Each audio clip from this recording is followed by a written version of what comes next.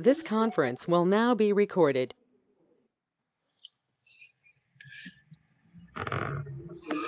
Okay आज का जो टॉपिक है वो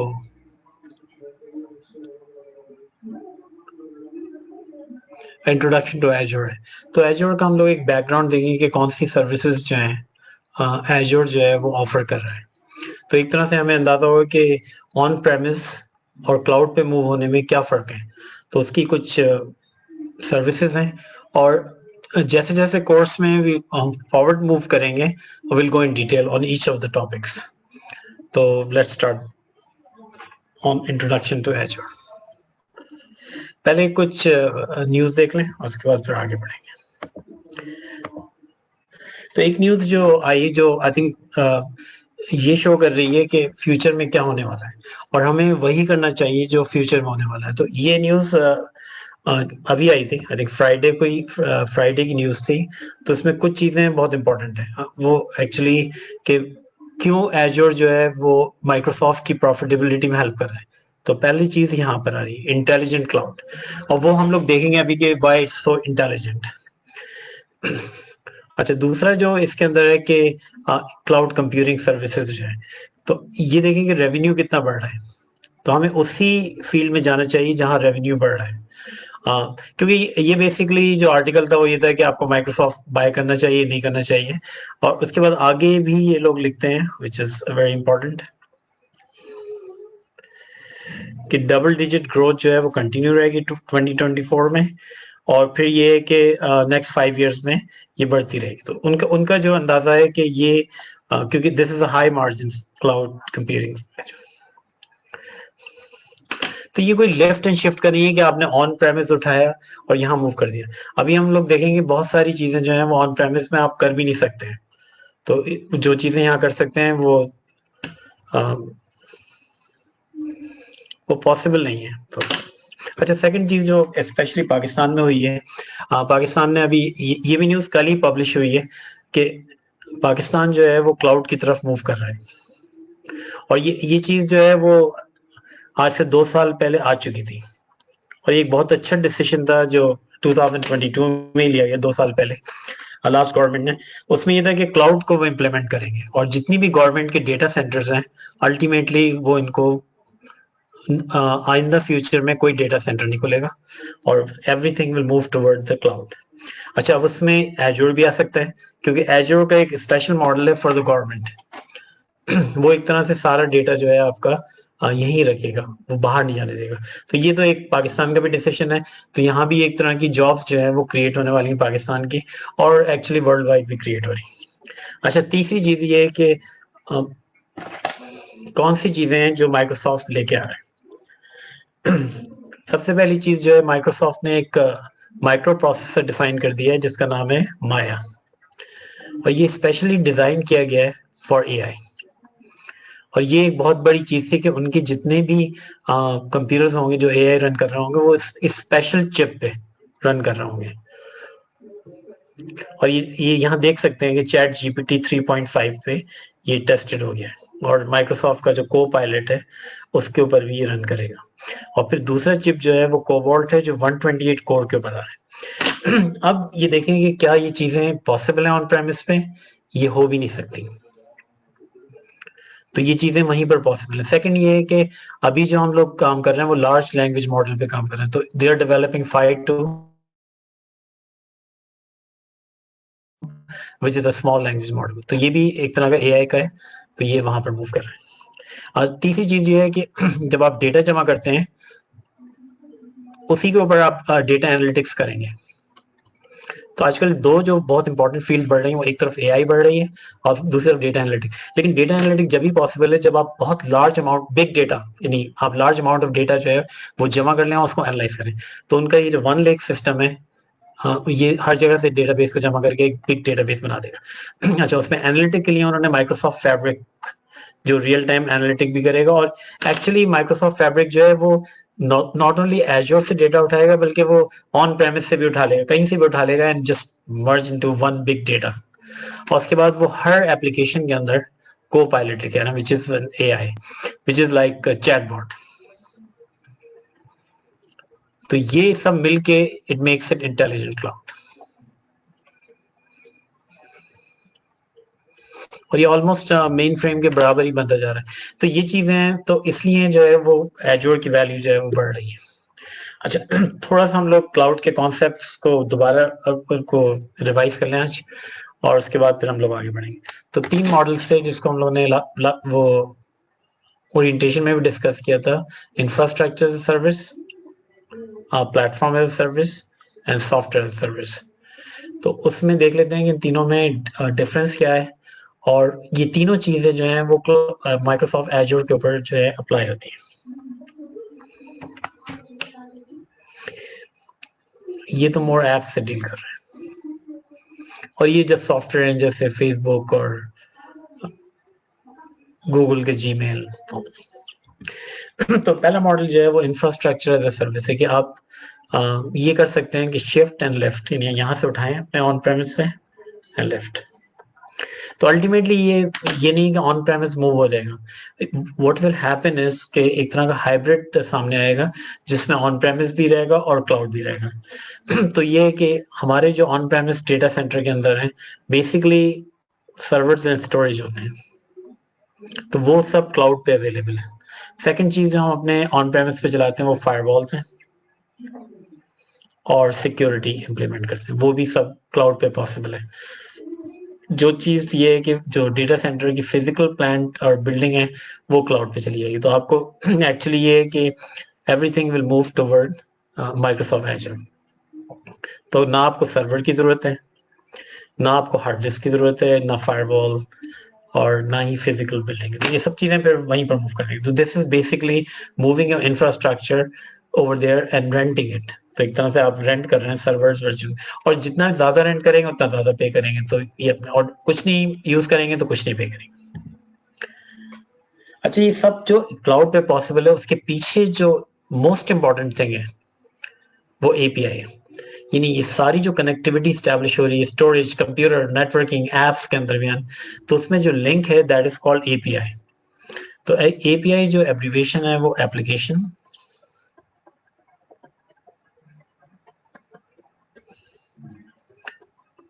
प्रोग्रामिंग इंटरफेस। अब क्योंकि ये वर्ड बार बार आएगा तो इसलिए इसको अभी डिफाइन कर लें। तो बेसिकली एपीआई की जो डेफिनेशन है कि अगर आपको कंप्यूटर बनाना है तो सॉफ्टवेयर रिक्वेस्ट करेगा और सॉफ्टवेयर रिस्पॉन्स करेगा। तो वो जो दो सॉफ्टवेयर के दरमियान इंटरेक्शन हो रही है दैट इज थ्रू एपीआई। तो ये बेसिकली डेफिनेशन यहाँ आ रही है।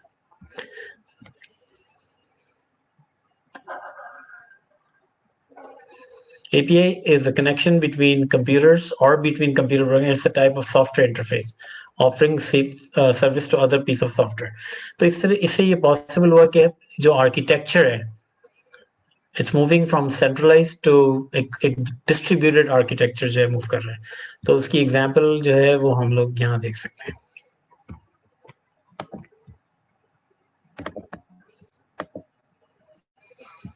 तो हम कोई भी ऐप ब्राउजर में चलाएंगे तो वो API के जरिए रिक्वेस्ट करेगा, it will go to the web server, और वेब सर्वर जो भी आप रिक्वेस्ट कर रहे होंगे उसका रिस्पॉन्स भेजेगा। और अगर वेब सर्वर को जरूरत हुई तो it will connect through API to database.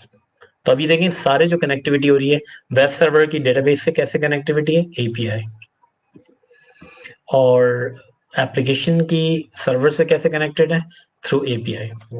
तो ये एक तरह का सॉफ्टवेयर है। बाद में हम लोग क्रोम में भी लिखते हैं, तो जब हम लोग पूरी कमांड लिखते हैं तो वो बेसिकली एक तरह की एपीआई होती है। अब ये एग्जाम्पल भी दिया है कि अगर आप होटल में जाते हैं तो आप किचन से कोई चीज ऑर्डर करते हैं, आपको नहीं पता किचन में वो फूड कैसे बना हुआ है, आप तो वेटर को ऑर्डर करते हैं। तो waiter is like an API जो किचन में जाता है और आपके ऑर्डर की रिक्वेस्ट करता है, किचन उसको फुलफिल कर देता है। तो that's how the relationship is on API. तो क्योंकि एपीआई एक इंपॉर्टेंट फैक्टर है पूरे इस क्लाउड को बनने का, तो ये एक इंपॉर्टेंट फैक्टर है जिसको हम लोग देखेंगे।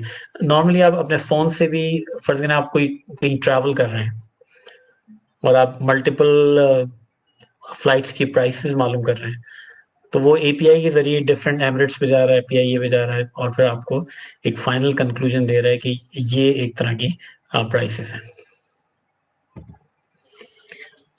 दूसरा वर्ड जो यहाँ इंपॉर्टेंट है पूरे क्लाउड के अंदर, अब सी एपीआई के साथ ऑर्केस्ट्रेशन हो गई। अब ऑर्केस्ट्रेशन जो है वो डिफरेंट एपीआईज जो हैं वो एक सेट ऑफ रूल्स के तहत काम कर रही हैं।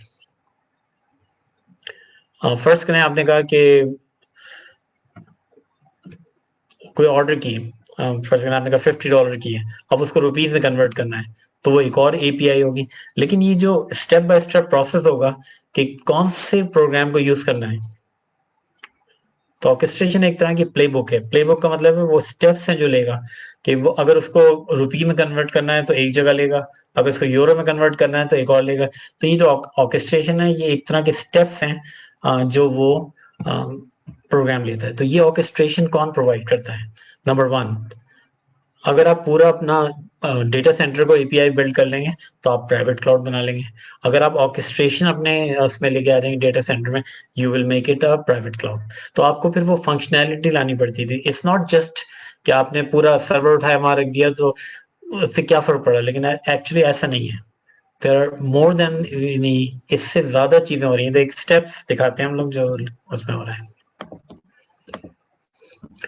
तो आपने ऑर्डर क्रिएट किया, अब ये जो सेकंड फेज में जाएगा ये एपीआई के जरिए जाएगा, और ये स्टेप्स जो ले रहा है ये एक तरह की ऑर्केस्ट्रेशन है, बिल्कुल स्टेप में जा रहा है। और अगर कहीं पर ऑर्डर डिलीवर नहीं हो सका तो वो पूरा कैंसिल करके एपीआई को रिवर्स कर देगा। तो ये पूरी ऑर्केस्ट्रेशन है step by step. Example ATM, कि अगर आपकी ट्रांजेक्शन कंप्लीट नहीं होती तो पूरा ऑर्डर रिवर्स होता है।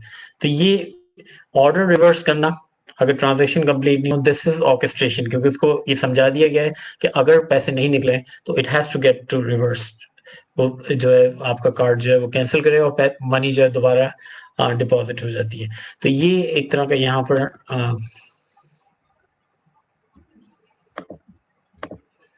तो ये डिफरेंट चीज थी। एक तो ये है कि यहाँ ये नजर आ रहा है हम लोगों को कि जो प्रोग्रामिंग है अब वो मोनोलिथिक नहीं है। मोनोलिथिक का मतलब है कि एक ही प्रोग्राम लिख दिया उसमें सब करते हैं। It is distributed. अब प्रोडक्ट कैटलॉग सर्विस एक अलग प्रोग्राम है, ऑर्डर डेटाबेस एक अलग प्रोग्राम है, यूजर एप्लीकेशन अलग प्रोग्राम है, और फिर एपीआई जो है फर्स्ट करें जो पेमेंट हो रही है तो वो पेपैल पे भी जा सकता है, अमेजोन, सेल्सफोर्स, कहीं भी जा सकता है। लेकिन ये ऑर्केस्ट्रेशन सिस्टम एपीआई का है जो डिसाइड करेगा कि कहाँ पर उसको जाना है। वो देख लेगा कि जो जैसा ऑर्डर आ रहा है वैसे वो कर लेगा।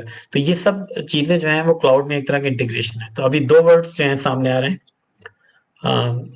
एंट्री हो सकती है एपीआई गेटवे से, क्योंकि अब जैसे ही दाखिल होंगे एपीआई ही सारा काम आपका जो है ऑटोमेटिक कर देंगे सारा जो है। तो फर्स्ट करें आपने एक वर्चुअल मशीन बनाई क्लाउड में,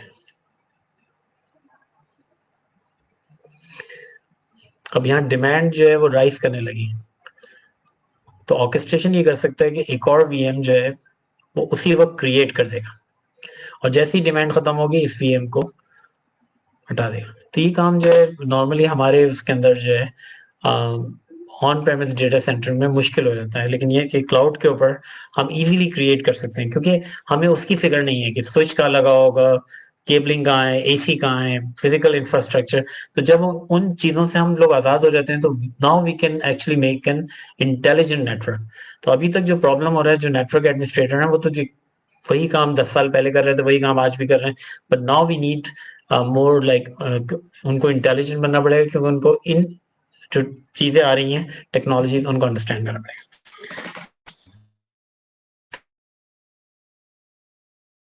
तो आउटसाइड वर्ल्ड में जब हम दाखिल होते हैं एपीआई के जरिए, तो फर्स्ट थिंग अब हर चीज सेपरेट होगी। सी अगर हम एक कंप्यूटर को लेंगे तो उसके अंदर एक प्रोसेसर होगा विच इज कंप्यूट, एक हार्ड डिस्क होगी जिसको हम लोग यहाँ कहेंगे स्टोरेज, हाँ एक नेटवर्क होगा जिसको हम लोग कहेंगे वीनेट। अच्छा, कुछ रूल बनाएंगे, we will call them network security groups. और यहाँ पर एक जो नेटवर्क कार्ड है अलग। तो अब ये देखें हर चीज जो है वो सेपरेट हो रही है। तो जो कंप्यूटर के अंदर, और अब हम जितनी कंप्यूट चाहिए हम उतनी ले लेंगे, और जब हमें नहीं चाहिए होगी तो हम उसको वापस कर देंगे। तो यहाँ पर ये होगा कि जो मैनेजमेंट ऑर्केस्ट्रेशन के जो ऑटोमेशन हो रही है तो वो आपकी कंप्यूट पूल है। तो होगा ये कि जब फर्ज करें एजोर के ऊपर एक कंप्यूटर है और अभी हम लोगों ने चिप देखे बहुत पावरफुल एजोर कोबाल्ट 100, तो ये चिप लगा हुआ है। तो अब चिप क्योंकि इतना पावरफुल है, ये जो माइक्रो प्रोसेसर है,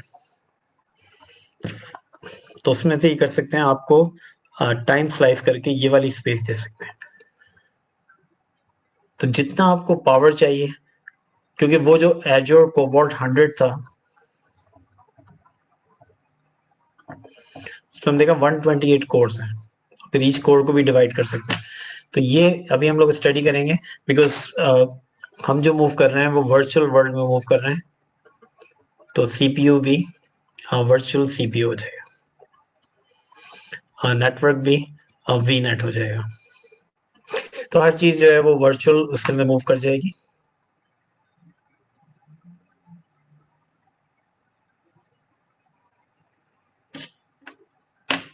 नहीं नहीं, डिप्लॉयमेंट्स तो कॉमन है एक्चुअली। एजोर जो है जितनी कंपनीज के अंदर यूज हो रहा है, क्योंकि most of the US company तो बहुत लार्ज स्केल पे मूव कर चुके हैं, और यहाँ से अंदाजा लगा लें कि जो करीम है या एयरबीएनबी है, ये तो सब क्लाउड पे ही ऑपरेट कर रही है on a large scale environment. तो जितनी भी ये बड़ी इन्वायरमेंट है, क्योंकि अगर आप आजकल के ज़माने में एंटरप्राइज कंपनी तो बना ही नहीं सकते हैं, क्या आपके पास फिजिकल कैपेसिटी है कि आप इतना बड़ा डेटा सेंटर बना दें? इसलिए पाकिस्तान के अंदर कोई बड़ी इंटरप्राइज कंपनी जो है ये ऐप सामने नहीं आ रही, क्योंकि we don't have that capacity, और फिर रिस्ट्रिक्शन है कि पाकिस्तान में डेटा है। तो मसला ये हो रहा है कि जितनी बड़ी कंपनी, नेटफ्लिक्स हो या अमेजॉन प्राइम, जो Primus, they all exist on the cloud. तो वहाँ उनकी हजारों वर्चुअल मशीन होंगे, और इवन जो हम लोगों ने मूवीज देखी हैं, आई थिंक अवतार मूवी थी, वो सारी की सारी क्लाउड पे बनी, क्योंकि इट्स नॉट पॉसिबल कि ये जितनी ग्राफिक्स के कंट्रोल है वो पॉसिबल भी नहीं है।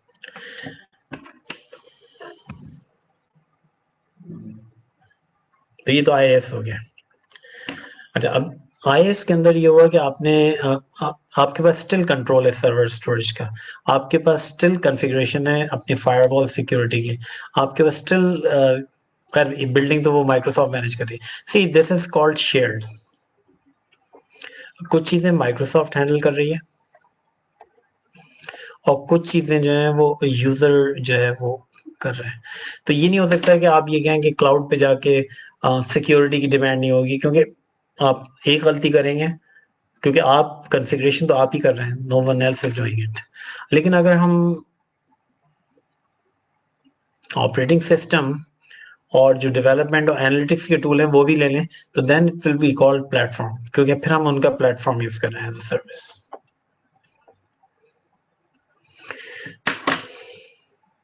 तब ये कि आपको सिर्फ फिजिकल हार्डवेयर चाहिए, ये आप ऑपरेटिंग सिस्टम भी लेना चाह रहे हैं, और फायदा ऑपरेटिंग सिस्टम वहाँ लेने का ये है कि it will be automatically updated.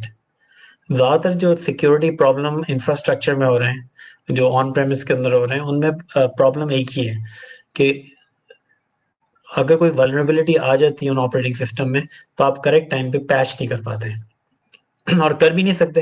हजारों सिस्टम लगे हुए हैं, अब फर्ज करें 500 कंप्यूटर्स हैं, अब 500 कंप्यूटर्स पे सॉफ्टवेयर भी चल रहे हैं डिफरेंट टाइप के, तो उनमें कहीं भी वीकनेस आई, कहीं भी कोई वल्नरेबिलिटी आई, तो क्या आप ऑटोमेटिकली अपडेट कर देंगे? It's difficult. लेकिन क्लाउड पे ये है कि जो चीज़ माइक्रोसॉफ्ट ने एज्यूम की हुई है, तो वो जैसे अगर विंडोज सर्वर चल रहा है या, तो वो ऑटोमेटिकली जो है वो उसमें पैच लग जाएगा सारा अगर कोई डेटाबेस चला रहे हैं तो उसमें पैच लग जाएगा। तो यहाँ पर ये है कि प्लेटफॉर्म एज अ सर्विस में ये है कि आपकी सारी एप्लीकेशन चल रही है, but you don't have to worry about all this compute pool. ये आप कुछ नहीं मैनेज करेंगे, ना स्टोरेज मैनेज करेंगे। अभी देखेंगे दो चीजें अलग अलग हो रही हैं। अच्छा, यहाँ एक फायदा ये है कि नेटवर्क में स्टोरेज जो है वो पूरी अलग फील्ड बन रही है, इवन स्टोरेज एरिया नेटवर्क भी आ रहे हैं।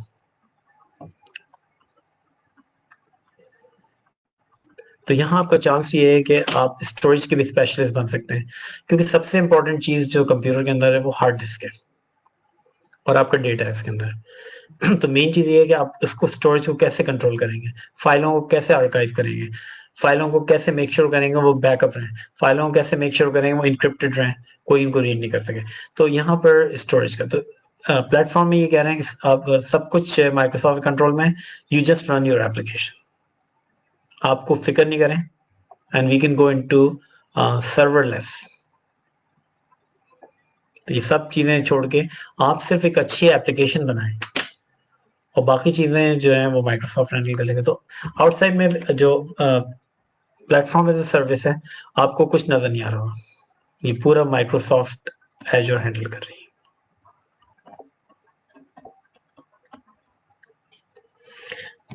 तो ये सारी चीजें एग्जिस्ट ऑन प्रेमिस के अंदर।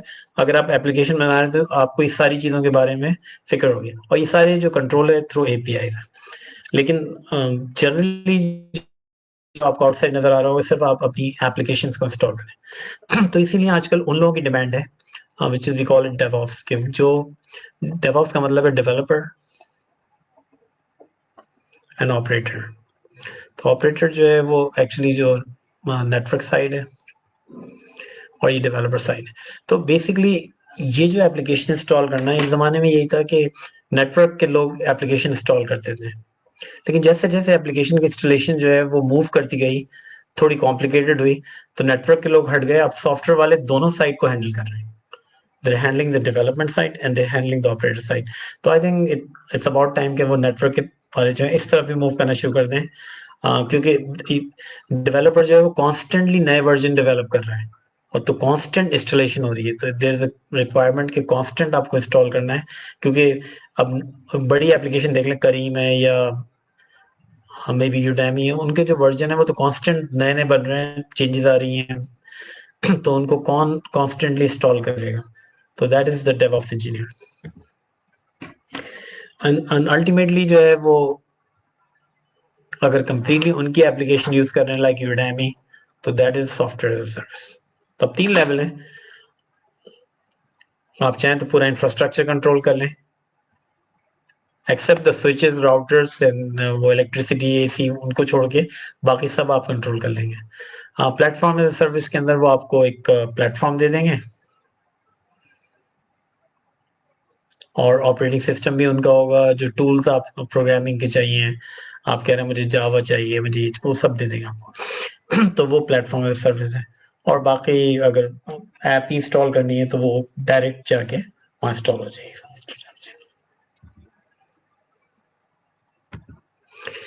तो ये एक तरह का शेयर्ड रिस्पॉन्सिबिलिटी मॉडल है, जिसमें ये है कि जो आपकी रिस्पॉन्सिबिलिटी है, डिफरेंट जो है कस्टमर जो है वो ब्लू में, तो आप देख लें इंफॉर्मेशन एंड डेटा जो है वो स्टिल कस्टमर की रिस्पॉन्सिबिलिटी है।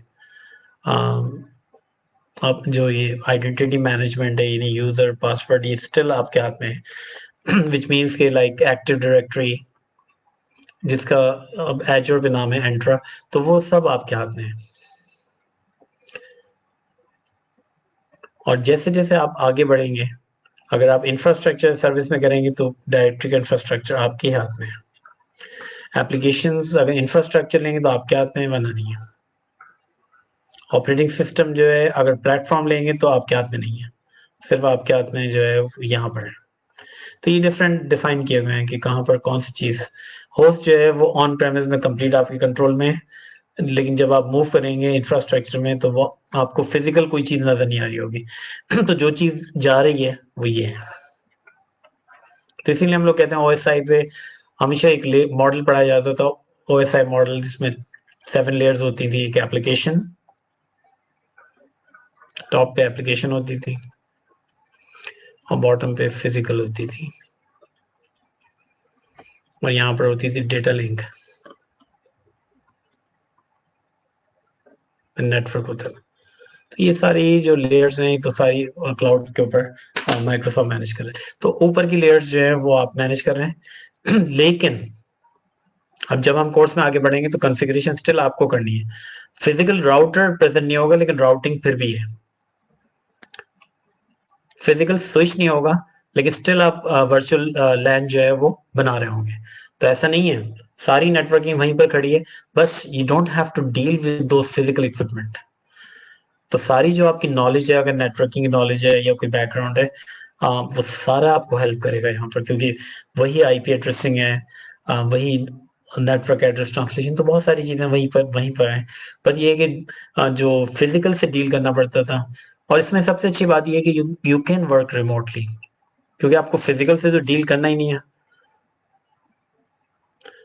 तो अमेरिका में एक टर्म नहीं आ रही है विच इज कॉल्ड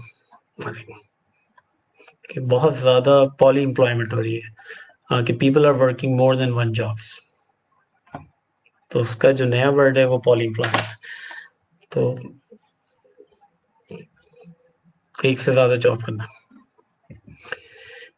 तो यहाँ पर जो सबसे अच्छी बात ये है कि फेलियर के चांसेस बहुत कम है, क्योंकि अगर हमने एक वर्चुअल मशीन बनाई तो हम क्रिएट कर सकते हैं फॉल्ट डोमेन्स।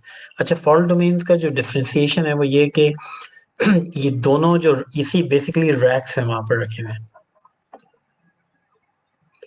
इनके स्विच अलग होंगे, इनके पावर बटन अलग होंगे, इनकी केबलिंग अलग होगी।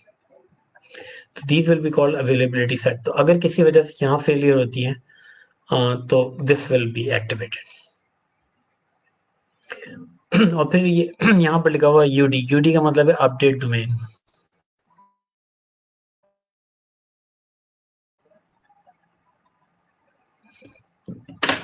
मल्टीपल अपडेट डोमेन इसलिए बनाए जाते हैं कि ये पॉसिबल है कि विंडोज 16 को उन्हें अपग्रेड करना है, क्योंकि ये रिस्पॉन्सिबिलिटी जो है वो माइक्रोसॉफ्ट की है कि बिल्कुल करंट वर्जन चल रहा हो और कंप्लीटली पैच्ड हो। क्योंकि साइबर सिक्योरिटी की सबसे बड़ी रिक्वायरमेंट ये है कि every asset you have should be patched, क्योंकि एक भी अगर आपका सिस्टम नहीं हुआ तो it can create havoc in the whole network. तो इसलिए अब ये सारी रिस्पॉन्सिबिलिटी होंगी। सेकंड ये है कि हमें कोई खतरा नहीं है कि एसी, क्योंकि जितनी भी जगहें बनी है ये सारी जैसे मंगोलिया में बना दिया उन्होंने, तो कोल्ड प्लेस के ऊपर जो है बना दिया उन्होंने, तो वो बिल्कुल अगर पाकिस्तान में कभी बना तो गिलगित या उन जगहों पे बन सकता है सारा। तो ये अपडेट डोमेन ये होते हैं कि जब वो एक पे अपडेट कर रहे होते हैं वो दूसरे सिस्टम पे उसको रन कर लेंगे, जो आपकी एप्लीकेशन रन कर रही है। तो आपका एप्लीकेशन कभी भी डाउन नहीं होगा, क्योंकि वो आपको ऑलमोस्ट 99.9 समथिंग आपको गारंटी जो दे रहे हैं। तो these are called availability set. तो अगर आप चाह रहे हैं कि आपका ऑन प्रेमिस ऐसे ही बने तो you need to create with fault domain, लेकिन आपके लिए कितना मुश्किल होगा ये एक सर्वर उसका भी दूसरा सर्वर, अगर एक डाउन हो रहा है तो ऑटोमेटिकली दूसरा टेक ओवर कर ले, तो ये भी, लेकिन वहां पर है अवेलेबिलिटी सेट। अच्छा, और भी प्रोटेक्शन दी हुई है कि अगर एक रीजन है, फर्स्ट करें पाकिस्तान है, तो इट्स पॉसिबल कि they will make multiple zones in Pakistan और ये एक रीजन के अंदर they can create multiple data centres और नॉर्मली 200 किलोमीटर अपार्ट होते हैं, ताकि ऐसा नहीं हो कि अगर सिंध में सैलाब आ गया तो वो पंजाब में अफेक्ट कर दे।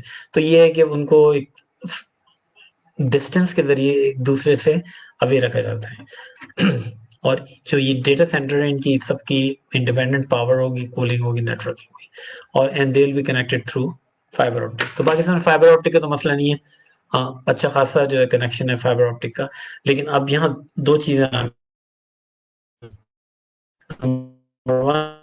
अवेलेबिलिटी सेट्स आ गए, ये तो माइक्रोसॉफ्ट कर रहा है। अब आपको अगर इस तरह की बैकअप करनी है तो जब आप क्रिएट कर रहे होंगे तो दे will give you an option. अच्छा, जो भी ऑप्शन पिक करेंगे थोड़े से चार्जेस में इफेक्ट होगा, क्योंकि जितना आप चाहते हैं माइक्रोसॉफ्ट को करना, तो इसलिए नॉट ओनली इसमें डिमांड हो रही है कि जो लोग क्लाउड को एडमिनिस्टर कर लें, बल्कि डिमांड उन लोगों की भी हो रही है जो फाइनेंशियली मैनेज कर लें, विच इज कॉल्ड, जैसे डेवऑप्स होता है, सी एक होता है डेवऑप्स, वो तो डेवलपमेंट एप्लीकेशन को मैनेज कर रहे थे, एक और होगा फाइनेंशियल ऑप्स जो मैनेज कर रहा होगा कि आपकी क्लाउड की कॉस्ट को किस तरह से एफिशिएंटली मैनेज किया जाए कि वो ज्यादा नहीं बढ़े। तो ये डिफरेंट अवेलेबिलिटी जोन है within the same region. तो अगर पाकिस्तान एक रीजन है तो ये मल्टीपल अवेलेबिलिटी जोन जो हैं वो क्रिएट हो जाएंगे सारे जो, हर जोन के अंदर मल्टीपल डेटा सेंटर्स हो सकते हैं, so that's not a problem.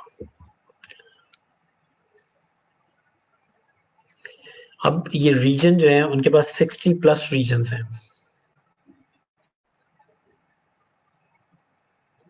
और दुनिया के हर हिस्से में। तो हम इसको मैग्नीफाई करते हैं तो विल सी इट के इट इज,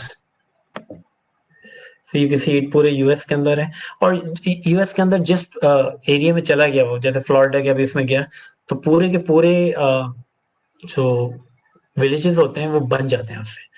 तो उनकी जो एडमिनिस्ट्रेशन होती है वो वेलकम करती है, क्योंकि वो सारे स्कूल बन जाते हैं, रोड्स बन जाती हैं। तो अगर पाकिस्तान में बन रहे होते तो वो पूरा सिटी बन जाता जहाँ पर इस तरह का डेटा सेंटर बना है। अच्छा ये देखें कि पूरे यूरोप के अंदर है, इट्स ऑल यूरोप, कोरिया के अंदर भी है, चाइना के अंदर भी है, और इंडिया के अंदर भी दो हैं, यूएई भी पहुंच गया, कतर के अंदर भी बन गया, इसराइल के अंदर, तो ये सारे कंट्रीज जो हैं the region for Azure. Ultimately होता तो पाकिस्तान में बन जाए, but that's in near future. लेकिन उसके लिए जो प्रॉब्लम है, अगर पाकिस्तान में बनाएंगे तो do we have engineers to manage these, क्योंकि फिर आपको क्लाउड इंजीनियर चाहिए। यहाँ तो हर आदमी ग्राफिक फोटोशॉप कर रहा है, तो आने के चांस कैसे हैं? तो जब तक कि हम अपने पाकिस्तान के अंदर वी प्रोड्यूस मोर इंजीनियर्स, जो क्लाउड इंजीनियर्स हो, ना माइक्रोसॉफ्ट आएगी, ना अलीबाबा आएगा, ना अमेजोन आएगी।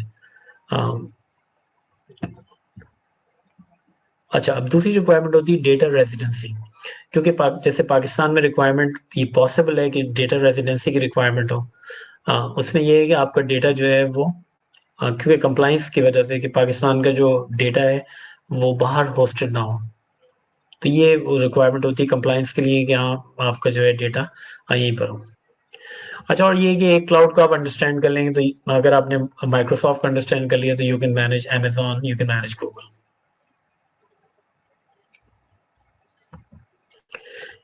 अच्छा, दूसरी ये कि रीजन्स के अंदर भी पेयर बन सकते हैं, ताकि रेप्लिकेशन तो हर तरह से इन्होंने प्रोटेक्ट किया हुआ है, अवेलेबिलिटी सेट्स के जरिए, अवेलेबिलिटी जोन के जरिए विद इन द रीजन, और मल्टीपल रीजन्स भी एक दूसरे के साथ शेयरिंग कर रहे हैं, तो ये पेयर्स हैं कुछ, जैसे नॉर्थ सेंट्रल यूएस जो है वो साउथ सेंट्रल यूएस है, क्योंकि जब आप क्रिएट कर रहे होंगे कोई वर्चुअल मशीन या कोई वर्चुअल नेट, तो यू हैव टू डिफाइन कि आप किस एरिया में क्रिएट कर रहे हैं। उसके भी चार्ट्स हैं कि जहां से लेटेंसी कम हो, तो ये भी एक आपको कैलकुलेशन करनी पड़ती है कि आप जो अपनी वर्चुअल मशीन क्रिएट करेंगे वो कहाँ क्रिएट करेंगे। जाहिर बात है पाकिस्तान में जो है वो इंडिया में क्रिएट नहीं करेगा, तो इस तरह की रिक्वायरमेंट्स होंगी। लेकिन ये है कि वो आप कर सकते हैं अपनी, कि आपको कुछ रीजन पसंद है, प्रायोरिटाइज रीजन हैं, और फिर वो उसके अंदर हो सकता है। तो वो एक यहाँ पर ये लिंक दिया हुआ है, उसमें जाके आप देख सकते हैं कौन से रीजन जो है वो रेप्लिकेटेड। और फिर ये भी पॉसिबल है कि कुछ रीजन में जो सर्विसेज ऑफर हो रही हैं वो दूसरे रीजन के अंदर ना ऑफर हो रही है, तो ये भी आपको देखना पड़ेगा जो सर्विस आप डिमांड कर रहे हैं वो रीजन वो सर्विस अवेलेबल है या नहीं है। तो ये तीन चीजों पे आगे इसका एसएलए भी दिया है कि सर्विस लेवल कहाँ तक पहुंचेगा आपका एग्रीमेंट। तो यहाँ 99.9% पे चल रहा है सिंगल वीएम पे। ये लिफ्ट एंड शिफ्ट, अच्छा लिफ्ट एंड शिफ्ट का मतलब ये है कि आपने यहाँ से मशीन उठाई सर्वर, वहां शिफ्ट कर दिया। अच्छा, ये कोई इंटेलिजेंस नहीं हुई, आपने सिर्फ ये किया जो सर्वर जिस सर्वर पे आप यहाँ काम कर रहे थे अब वो सर्वर एजोर पे चल रहा है, तो ये तो सिंपल लिफ्ट एंड शिफ्ट है कम्प्लीटली। फिर आप अगर मल्टीपल जोन्स के अंदर चले गए कि मल्टीपल डेटा सेंटर्स के अंदर, तो वो फिर अगर आप डेटा सेंटर जहां पर आपकी वीएम होस्टेड है वो भी फेल हो जाए फिर भी आप बच जाएंगे। और फिर मल्टीपल रीजन्स के अंदर भी जा सकते हैं। तो इसमें वो ये जो वर्ड है ये कंप्लाइंस के पॉइंट ऑफ व्यू से, the word is data residency, के अगर कोई रिक्वायरमेंट है कि पाकिस्तान का डेटा पाकिस्तान में रहना चाहिए या यूएई का डेटा यूएई में रहना चाहिए, तो वो फिर कंप्लाइंस के लिए आप देख सकते हैं whether the other region meets that requirement और नॉट।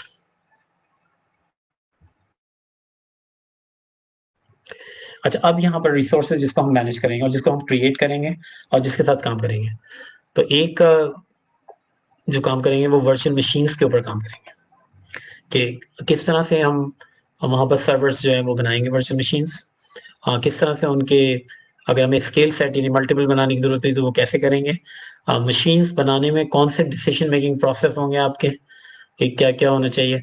अब मशीन क्रिएट हो जाएगी वैसे तो 20-25 मिनट में क्रिएट हो जाएगी, और एज लॉन्ग एज अगर आपने एजोर का अकाउंट लिया और वर्चुअल मशीन बना भी ली, तो एज लॉन्ग एज आपने उसको स्टार्ट नहीं किया और नहीं चलाया तो कोई चार्जेस नहीं है। वर्चुअल मशीन बनाने के कोई चार्ज नहीं है, चलाने के चार्जेस हैं। और अगर आपने 5 मिनट चलाया तो ये याद रखें कुछ ना कुछ तो खर्च करना पड़ेगा, तो we can not go for zero. तो आप बस अपना बजट को फिक्स रखें और अलर्ट सेट कर लें एजोर पे कि अगर ये $10 $20 जो भी आपको बजट उससे ज़्यादा किया तो प्लीज़ अलर्ट मी, तो वो अलर्ट कर दें। अच्छा, दूसरी चीज़ जो हम यहाँ पर एक मॉड्यूल है और जिसको काफी इंपॉर्टेंस दी हुई है, क्योंकि आजकल जो सीवी में है दे will be looking for your storage speciality, कि आप, क्योंकि सबसे इंपॉर्टेंट डेटा, और डेटा कहाँ स्टोर है, स्टोरेज के अंदर। और स्टोरेज के अंदर ये होगा कि बैकअप भी क्रिएट हो सकती है, कुछ ऐसा डेटा होगा जो फ्रीक्वेंटली एक्सेस करेंगे, कुछ ऐसा डेटा होगा जो कभी कभी एक्सेस करेंगे। तो यहाँ पर एक रिक्वायरमेंट आएगी कि वी कैन सेपरेट इट, कि कौन सा डेटा आपको इमीडिएटली चाहिए, कौन सा नहीं चाहिए। और फिर ये भी पॉसिबल है कि इनकेस आप ऑन प्रेमिस का डेटा यहाँ पर बैकअप कर दें और वहाँ का डेटा सिंक कर दें, तो वो सब चीज़ें फाइल भी सिंक हो सकती हैं। तो वो सारी चीज़ें पॉसिबिलिटी। फिर ये है कि हम बेसिकली अगर हमने वर्चुअल मशीन बना ली है सारी, तो एक वर्चुअल नेटवर्क क्रिएट कर सकते हैं। फिर हम ये कर सकते हैं कि दूसरे वर्चुअल नेट से इसकी कम्युनिकेशन कर सकते हैं आपस के अंदर। तो ये नॉर्मली तो जब हम लोग ऑन प्रेमिस से, तो यहाँ राउटर होता है, तो वो राउटर की फंक्शनैलिटी जो है वो एजूर के अंदर खुद ही हो रही होगी। उसके बाद हम डीएनएस पे भी काम करेंगे, और यहाँ पर डीएचसीपी भी खुद ही बना हुआ है, तो वो सब काम खुद ही हो रहा होगा। और यहाँ पर जब वर्चुअल नेट बनाएंगे तो we don't have to manage the switch. बस हम जो यहाँ पर नेटवर्क पे जब काम करेंगे तो we will play with firewall configuration भी हम लोग देख लेंगे, and we will look into load balancers. तो बहुत सारी चीजें जब ऑन प्रेमिस पे आते हैं तो वो अलग अलग हो जाती हैं उनकी कॉन्फ़िगरेशन, के आपको फायरवॉल वाले अलग होते हैं, जो स्विचेस पे काम करने वाले वो अलग हैं, राउटर्स पे। तो यहाँ सब हम एक इसी एडमिनिस्ट्रेटिव कोर्स में देख लेंगे कि ऑल इन वन, तो वो सारी लोड बैलेंसर पे भी काम कर लेंगे क्योंकि सब बने हुए हैं। और network security group which is like access list, तो उस पर भी काम कर लेंगे नेटवर्क सिक्योरिटी ग्रुप। तो ये तो नेटवर्क ही है। तो नेटवर्किंग कहीं नहीं जा रही, सिर्फ उसका जो फिजिकल पार्ट है वो डिसअपियर हो रहा है। कंप्यूटर कहीं नहीं जा रहा, सिर्फ उसका जो फिजिकल पार्ट है वो डिसअपियर हो रहा है। सेम थिंग हार्ड डिस्क के अंदर, कि हम SSD टाइप की भी सिचुएशन देख लेंगे। और सेकंड थिंग ये है कि समहाउ आपको ऐप के अंदर दाखिल होना पड़ेगा कि how to install the app, तो उसको भी मैनेज करेंगे। और थोड़ा सा हम लोग डिटेल में तो नहीं जाएंगे, बट वी विल, क्योंकि जैसे अगर आपको वेबसाइट होस्ट करनी है तो वो किस तरह करेंगे वो हम लोग देख लेंगे यहाँ पर। और इसके अलावा फिर हम लोग डील करेंगे कंटेनर्स के साथ। तो कंटेनर्स कुछ नहीं है, जब हम VM बनाते हैं और जब हम एक ऐप बनाते हैं, फर्ज करें एक ऐप बना रहे हैं, तो पहले मोनोलिथिक थी app, but now it's not monolithic, it's basically divided into containers. तो ये डिस्ट्रीब्यूटेड हो गई। तो कंटेनर्स कुछ नहीं है, स्मॉल VMs हैं विदाउट द ऑपरेटिंग सिस्टम। तो ये कंटेनर्स जो हैं इसको मैनेज करेंगे, और ये कंटेनर्स बनते हैं थ्रू डॉकर। तो डॉकर के अंदर डिटेल में जाएंगे, but we will just look into it. और फिर जब ये कंटेनर बन जाते हैं डॉकर के जरिए, तो वी मैनेज थ्रू कुबरनेटिस, जो विच is a cloud operating system. तो ये एक्चुअली ऐप सर्विसेज आ जाता है। डेटाबेस में हम लोग नहीं जाएंगे इस कोर्स के अंदर, बट इट इज देयर, क्योंकि नॉर्मली ये होता है कि सारे फंक्शंस अलग अलग थे, कि स्टोरेज के स्पेशलिस्ट अलग हैं, डेटाबेस एडमिनिस्ट्रेटर अलग हैं। नाउ वो सब चीजें एक जगह पे हो रही है, क्योंकि यहाँ डेटाबेस में आपको कुछ करना नहीं है, बिकॉज पहले तो ये होती थी कि डेटाबेस का डेवलपर अलग होता था और एडमिनिस्ट्रेटर अलग होता था, पर यहाँ डेटाबेस की एडमिनिस्ट्रेशन जो है माइक्रोसॉफ्ट खुद कर रहा है, तो आपको कुछ करने की जरूरत नहीं, जो डेटाबेस ऑलरेडी इंस्टॉल्ड है। तो फर्स्ट थिंग फर्स्ट, हर चीज जो है वो एक रिसोर्स ग्रुप के अंदर है। तो रिसोर्स ग्रुप एक तरह का कंटेनर है जिसके अंदर हम क्रिएट करेंगे। तो अभी जाके क्रिएट कर देते हैं रिसोर्स ग्रुप जो है। तो ये एक तरह का पोर्टल है। तो now we are on to Azure portal. तो यहाँ आप कमेंट देख सकते हैं। तो आप एज्योर के ऊपर अपना अकाउंट क्रिएट करेंगे। You need a credit card. As long as आप कुछ नहीं रन करेंगे तो there is no charge. Run करेंगे तो हो सकता है कि कुछ थोड़ा बहुत चार्ज जो है हो जाए। अगर आप एजुकेशन आईडी यूज कर लें पाकिस्तान के अंदर, तो आपको क्रेडिट मिल जाएगा, इवन US के अंदर भी। तो एजुकेशन आईडी में वो आपको मे बी $200 का क्रेडिट दे देंगे। तो ये बेसिकली जो है उनका मेन्यू है और इसी मेन्यू पे हम लोग जाएंगे। जैसे अगर हमें वर्चुअल मशीन क्रिएट करनी है तो we will use this menu, अगर हमें एडी पे काम करना है तो will use this one, group बनाने हैं तो ये हैं, और सब्सक्रिप्शन को डील करना है तो यहाँ पर है। तो ये तो डिफरेंट उनके मेन्यूज हैं जिसको हम लोग डिटेल में करेंगे। तो अब ये काम तो सब कुछ रिमोट हो सकता है क्योंकि we are managing the whole Azure portal जिसके अंदर पूरा इंफ्रास्ट्रक्चर जो है हम लोग क्रिएट कर रहे हैं। तो अगर हमें रिसोर्स बनाना है तो हम जाएंगे यहाँ पर, हम यहाँ क्लिक करेंगे रिसोर्स में।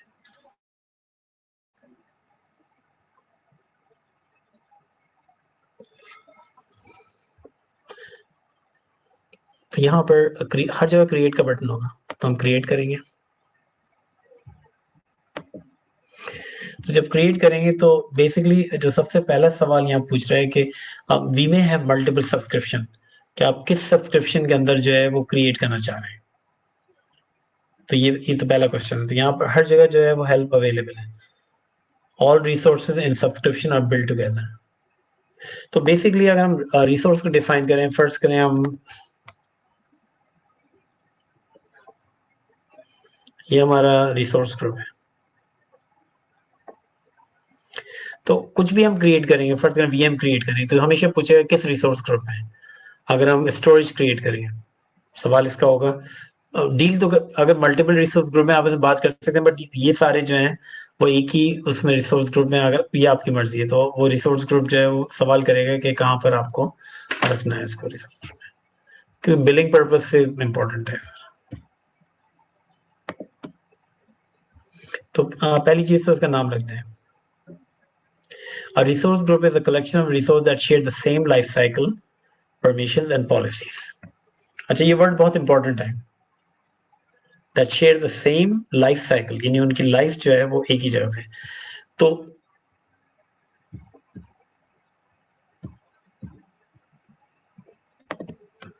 फर्स्ट करें हमने वैसी लैब बनानी शुरू की, हमने एक वर्चुअल मशीन क्रिएट की, हमने एक नेटवर्क आईडी कार्ड क्रिएट किया, हमने एक वीनेट क्रिएट किया,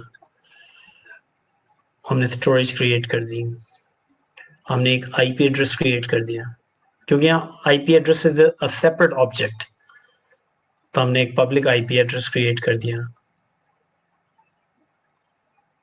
और ये सब एक रिसोर्स ग्रुप के अंदर में आ गए।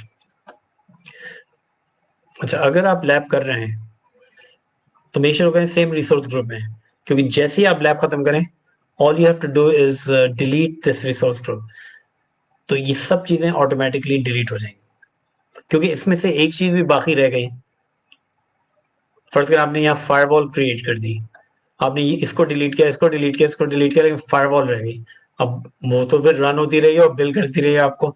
तो इसलिए ये है कि आप मेन चीज टारगेट करेंगे, as soon as you finish the lab just delete the resource group. तो वो सारी चीजें जो उसके अंडर में है, क्योंकि आपको नहीं पता कि कौन कौन सी चीजें आपने क्रिएट की हैं और कौन सी चीजें उसने खुद क्रिएट कर दी उठा के।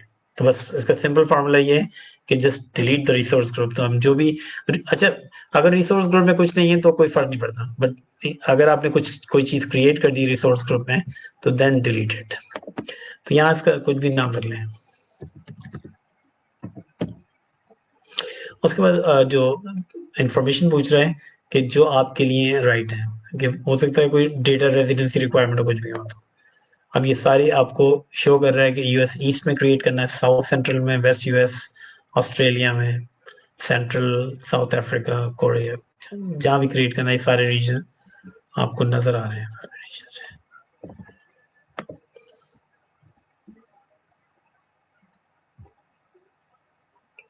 तो आप कहेंगे ओके, इसको रिव्यू एंड क्रिएट कर देंगे।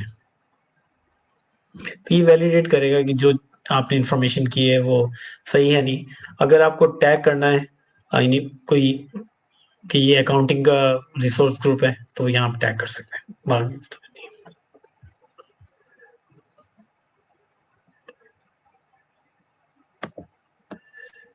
उसके बाद क्रिएट कर, तो अब ये क्रिएट कर देगा।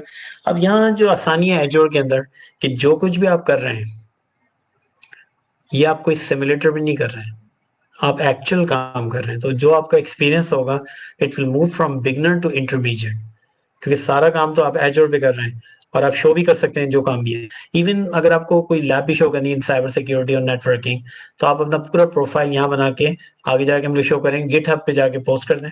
तो लेकिन यहाँ तो आपकी सारी चीजें बन रही हैं।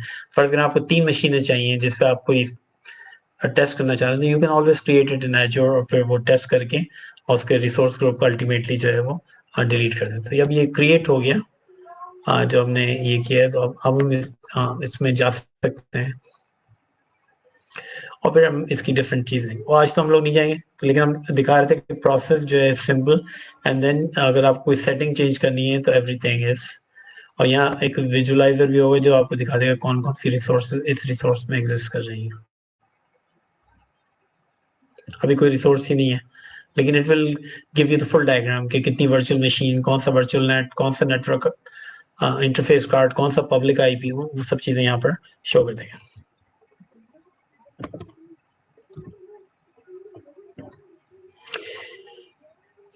अब जो एजोर को मैनेज करने के बहुत तरीके हैं, लेकिन अभी हम कोर्स में आसान तरीका यूज करेंगे Azure portal, but PowerShell भी है जो माइक्रोसॉफ्ट की स्क्रिप्टिंग लैंग्वेज है, एजोर का अपना भी CLI है और APIs भी है, तो आप किसी तरह से कंट्रोल कर सकते हैं, but we will use the portal at least for this course. और यहाँ पर फिर आप अपनी वर्चुअल मशीन्स को भी कंट्रोल कर सकते हैं, और हम लोग वर्चुअल मशीन बना के, फर्ज करें आपने विंडोज सर्वर 2016 बनाई तो हम लोग देख लेंगे हम लोग विद इन 15-20 मिनट बनाएंगे, उसको कनेक्ट भी कर लेंगे विंडोज सर्वर 2016, और फिर जो भी आपको उस पर करना है वो आप कर सकते हैं। लेकिन आपको एटलीस्ट जो है वो लेटेस्ट वर्जन तो अवेलेबल होगा, और आपको जितनी मेमोरी चाहिए वो भी अवेलेबल होगी, तो एटलीस्ट आप टेस्ट तो कर सकते हैं, क्योंकि जो चीजें इस पे अवेलेबल होनी जा रही हैं क्लाउड पे, वो पॉसिबल ही नहीं है आपके डेटा सेंटर में तो ये तो आपको नेक्स्ट लेवल पे ले जा रहा है, चाहे क्वांटम कंप्यूटिंग हो, चाहे AI हो चाहे वो डेटा एनालिटिक्स हो, डेटा साइंस हो, तो ये चीजें पॉसिबल ही नहीं है। तो इट्स नॉट क्लाउड के आपने अपने सर्वर्स मूव कर दिए, it's not about server, it's an intelligent cloud. आप बहुत सारी चीजें ऐसी कर सकते हैं जो पॉसिबल नहीं है। तो फिर आ जाती है एजोर की कंप्यूट सर्विसेज तो कंप्यूट सर्विस के अंदर हमारे पास VMs हैं। क्वेश्चन पूछ सकते हैं अभी? अच्छा, ये जो प्रैक्टिस, ये जो लैब है, ये एक्सेसिबल होगी जब हम ट्रेनिंग करेंगे उस वक्त? ये क्या फ्री अवेलेबल है एजोर का नहीं रिसोर्स? एजोर, ये जो एजोर का है, स्टिल आपको अकाउंट जो है वो ओपन करना पड़ेगा एजोर से, और एक क्रेडिट कार्ड रिक्वायर्ड होगा एजोर के लिए, बिकॉज तो उसकी कितनी फी होती है वो, यानी कि इनिशियली पे करनी होगी हमें कुछ मंथ्स के लिए, राइट? इनिशियली कुछ नहीं फीस है, तो एजोर का अकाउंट की कोई फीस नहीं है। सिर्फ ये है कि अगर आपने फर्ज करें हमने वर्चुअल मशीन बनाई, स्टिल कोई जी, फीस नहीं है। अगर हम ठीक है। वर्चुअल मशीन को चलाएंगे तो then there is a fees. अगर हम वर्चुअल मशीन को 5 मिनट के लिए चलाएंगे तो they will only charge you for 5 minutes, और इससे ज्यादा हम लैब में चलाएंगे नहीं।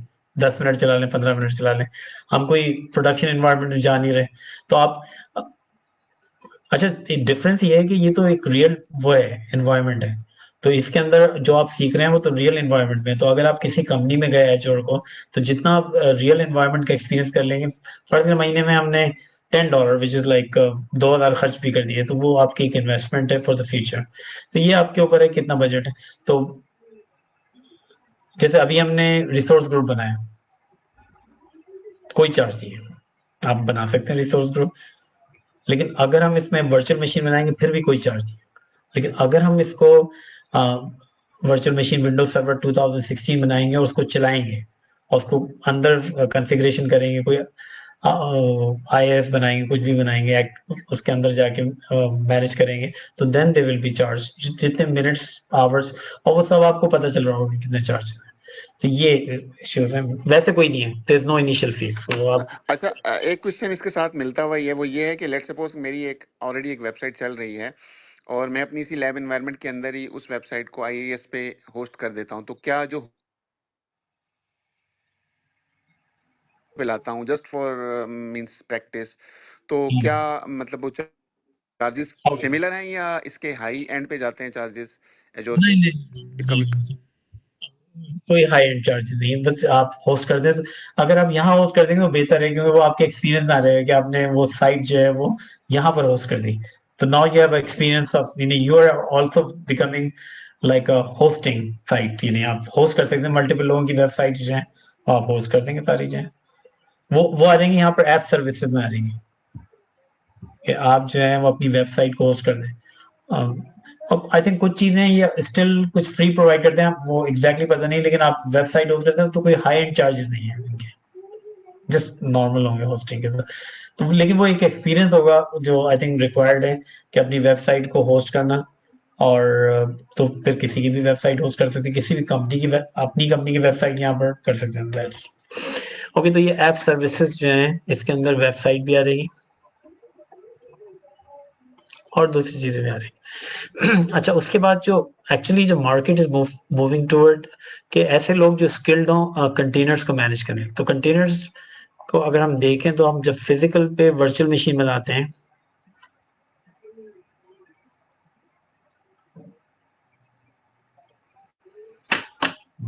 हाँ, एक्टिव डायरेक्टरी के कुछ चार्जेस हैं, क्योंकि उसको उनको मैनेज करना पड़ेगा। फर्स्ट आप अपनी पूरी एक्टिव डायरेक्टरी यहाँ मूव कर रहे हैं तो फिर उनकी प्रीमियम सर्विस लेनी पड़ेगी जिसके चार्जेस होंगे।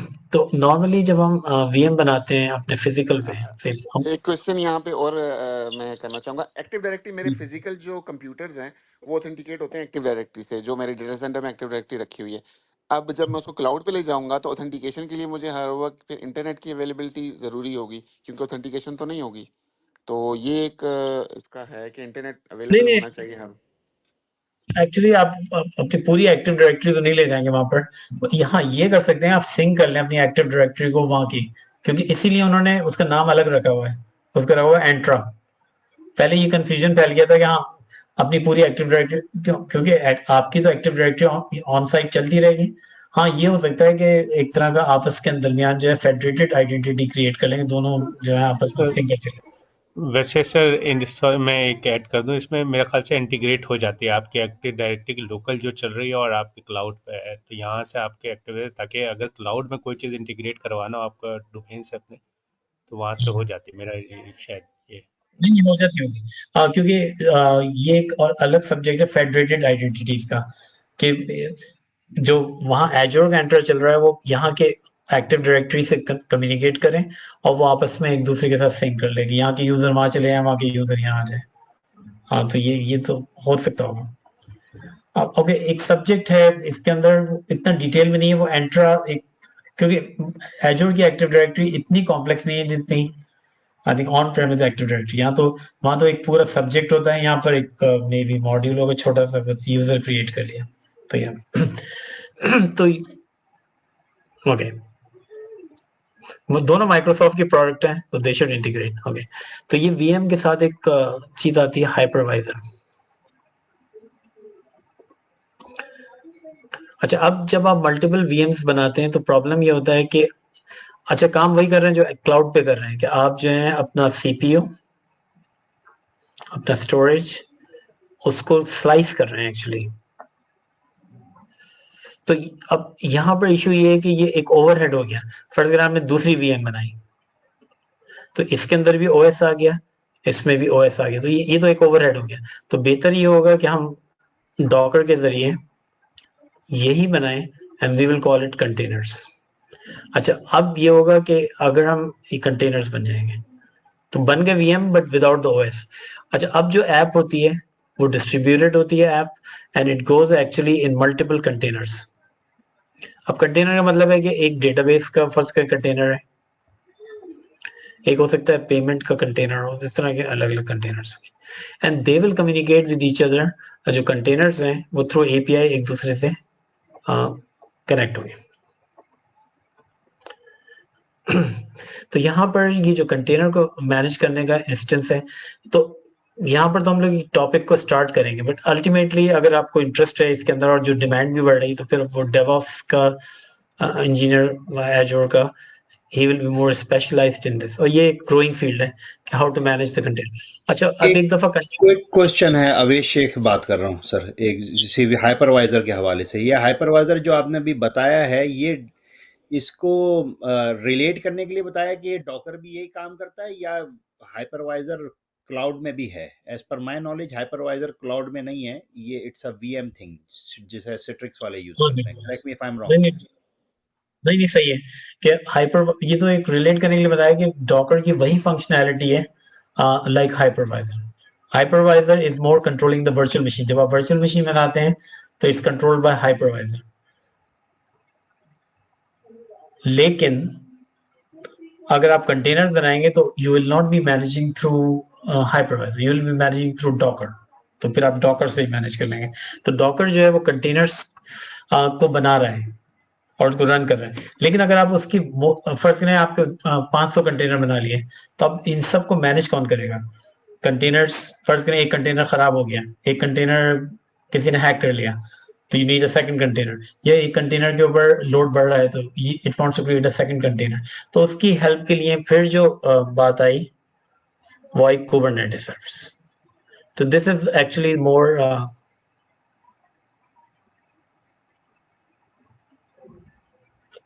this is the cloud OS. Okay, Okay. Thank you. Okay, I think वो कुछ कंफ्यूजन हो रहा है। VMware से कोई ताल्लुक नहीं है। हाइपरवाइजर इज जस्ट एक सॉफ्टवेयर जो डील करता है हार्डवेयर से और between the hardware and VM जो है। तो हम लोग VMware की बिल्कुल बात नहीं कर रहे हैं, हम लोग सिर्फ यहाँ पर बात कर रहे हैं hypervisor and then there is a Docker and then there is a Kubernetes. तो ये तीन चीजें हैं। कुबरनेटिस जो है वो कंटेनर्स को मैनेज करता है और उसको करता है। तो ये एक मॉड्यूल होगा, जब आएगा तो हम लोग डील कर लेंगे इसमें। फर्स्ट थिंग फर्स्ट, जो वर्चुअल मशीन है आपको डिसाइड करना है वर्चुअल प्रोसेसर, मेमोरी। जब आप बनाएंगे वर्चुअल मशीन, ये नेक्स्ट क्लास में हम लोग बनाएंगे कितनी स्टोरेज चाहिए, do you want the storage attached just like hard disk, या आप चाहते हैं कि उसको मैनेज करें सेपरेट, एंड फिर वो नेटवर्किंग कौन सी चाहिए, किस से जब आप वर्चुअल मशीन बनाएंगे तो किस वीनेट में बिलोंग करेगा ये, क्योंकि कहीं ना कहीं जो लोग हम एनवायरनमेंट में लैन कहते हैं वहाँ वीनेट कह रहे हैं, यहाँ वीलैन कहते हैं वहाँ वीनेट कह रहे हैं। तो वो VMs किस उसके अंदर ये बिलोंग करेगी सारी जो आप बना रहे हैं। और फिर इनको कितनी स्टोरेज देनी है आपको, कितनी मेमोरी देनी है, और ये सब चेंज हो सकती है। और ये सबसे अच्छी बात ऑर्केस्ट्रेशन में ये है कि अगर रिक्वायरमेंट आई तो इट विल प्रोविजन ऑटोमेटिकली, तो ये खुद बना सकता है सब कुछ, क्योंकि कंट्रोल आपका है। गलती करेंगे तो आप ही इसको सफर करेंगे। अच्छा, फिर यहाँ अब जो आगे आ रही है कि हम लोग डील करेंगे इस कोर्स में, विल डील विद एज्योर का DNS। तो क्लाउड के DNS से भी हम लोग डील करेंगे, क्योंकि अगर फर्स्ट करें वेबसाइट बनाई तो वेबसाइट की जो कहाँ पर आप DNS का मतलब है आप उसका नेम देंगे और उसका IP देंगे। तो फर्स्ट करें वेबसाइट होस्ट की, तो कहीं ना तो उसका वेबसाइट का नेम देंगे और फिर जो भी IP असाइन हुई है वो IP देंगे, ताकि पब्लिक उसको एक्सेस कर सके।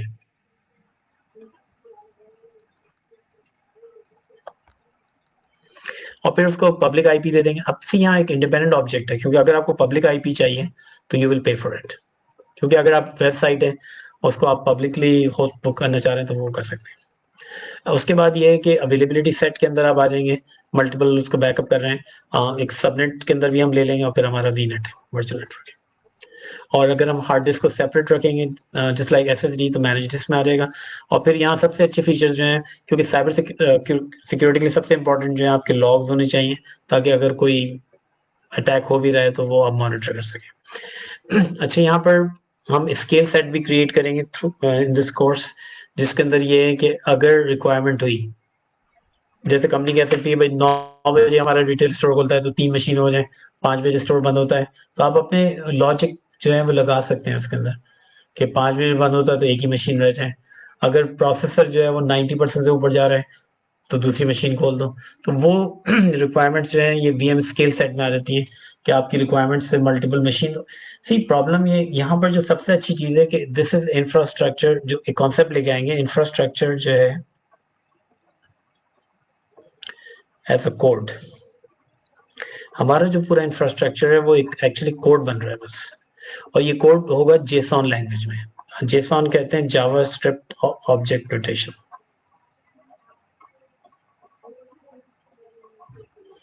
तो फर्स्ट करें हमने एक वीएम बनाई, तो हमारे पास एक कोड आ गया, अभी सब कुछ लिखा हुआ है, हमें दूसरी वीएम बनानी है, तो हम इस टेम्पलेट को लेंगे and we can just clone it to the second machine.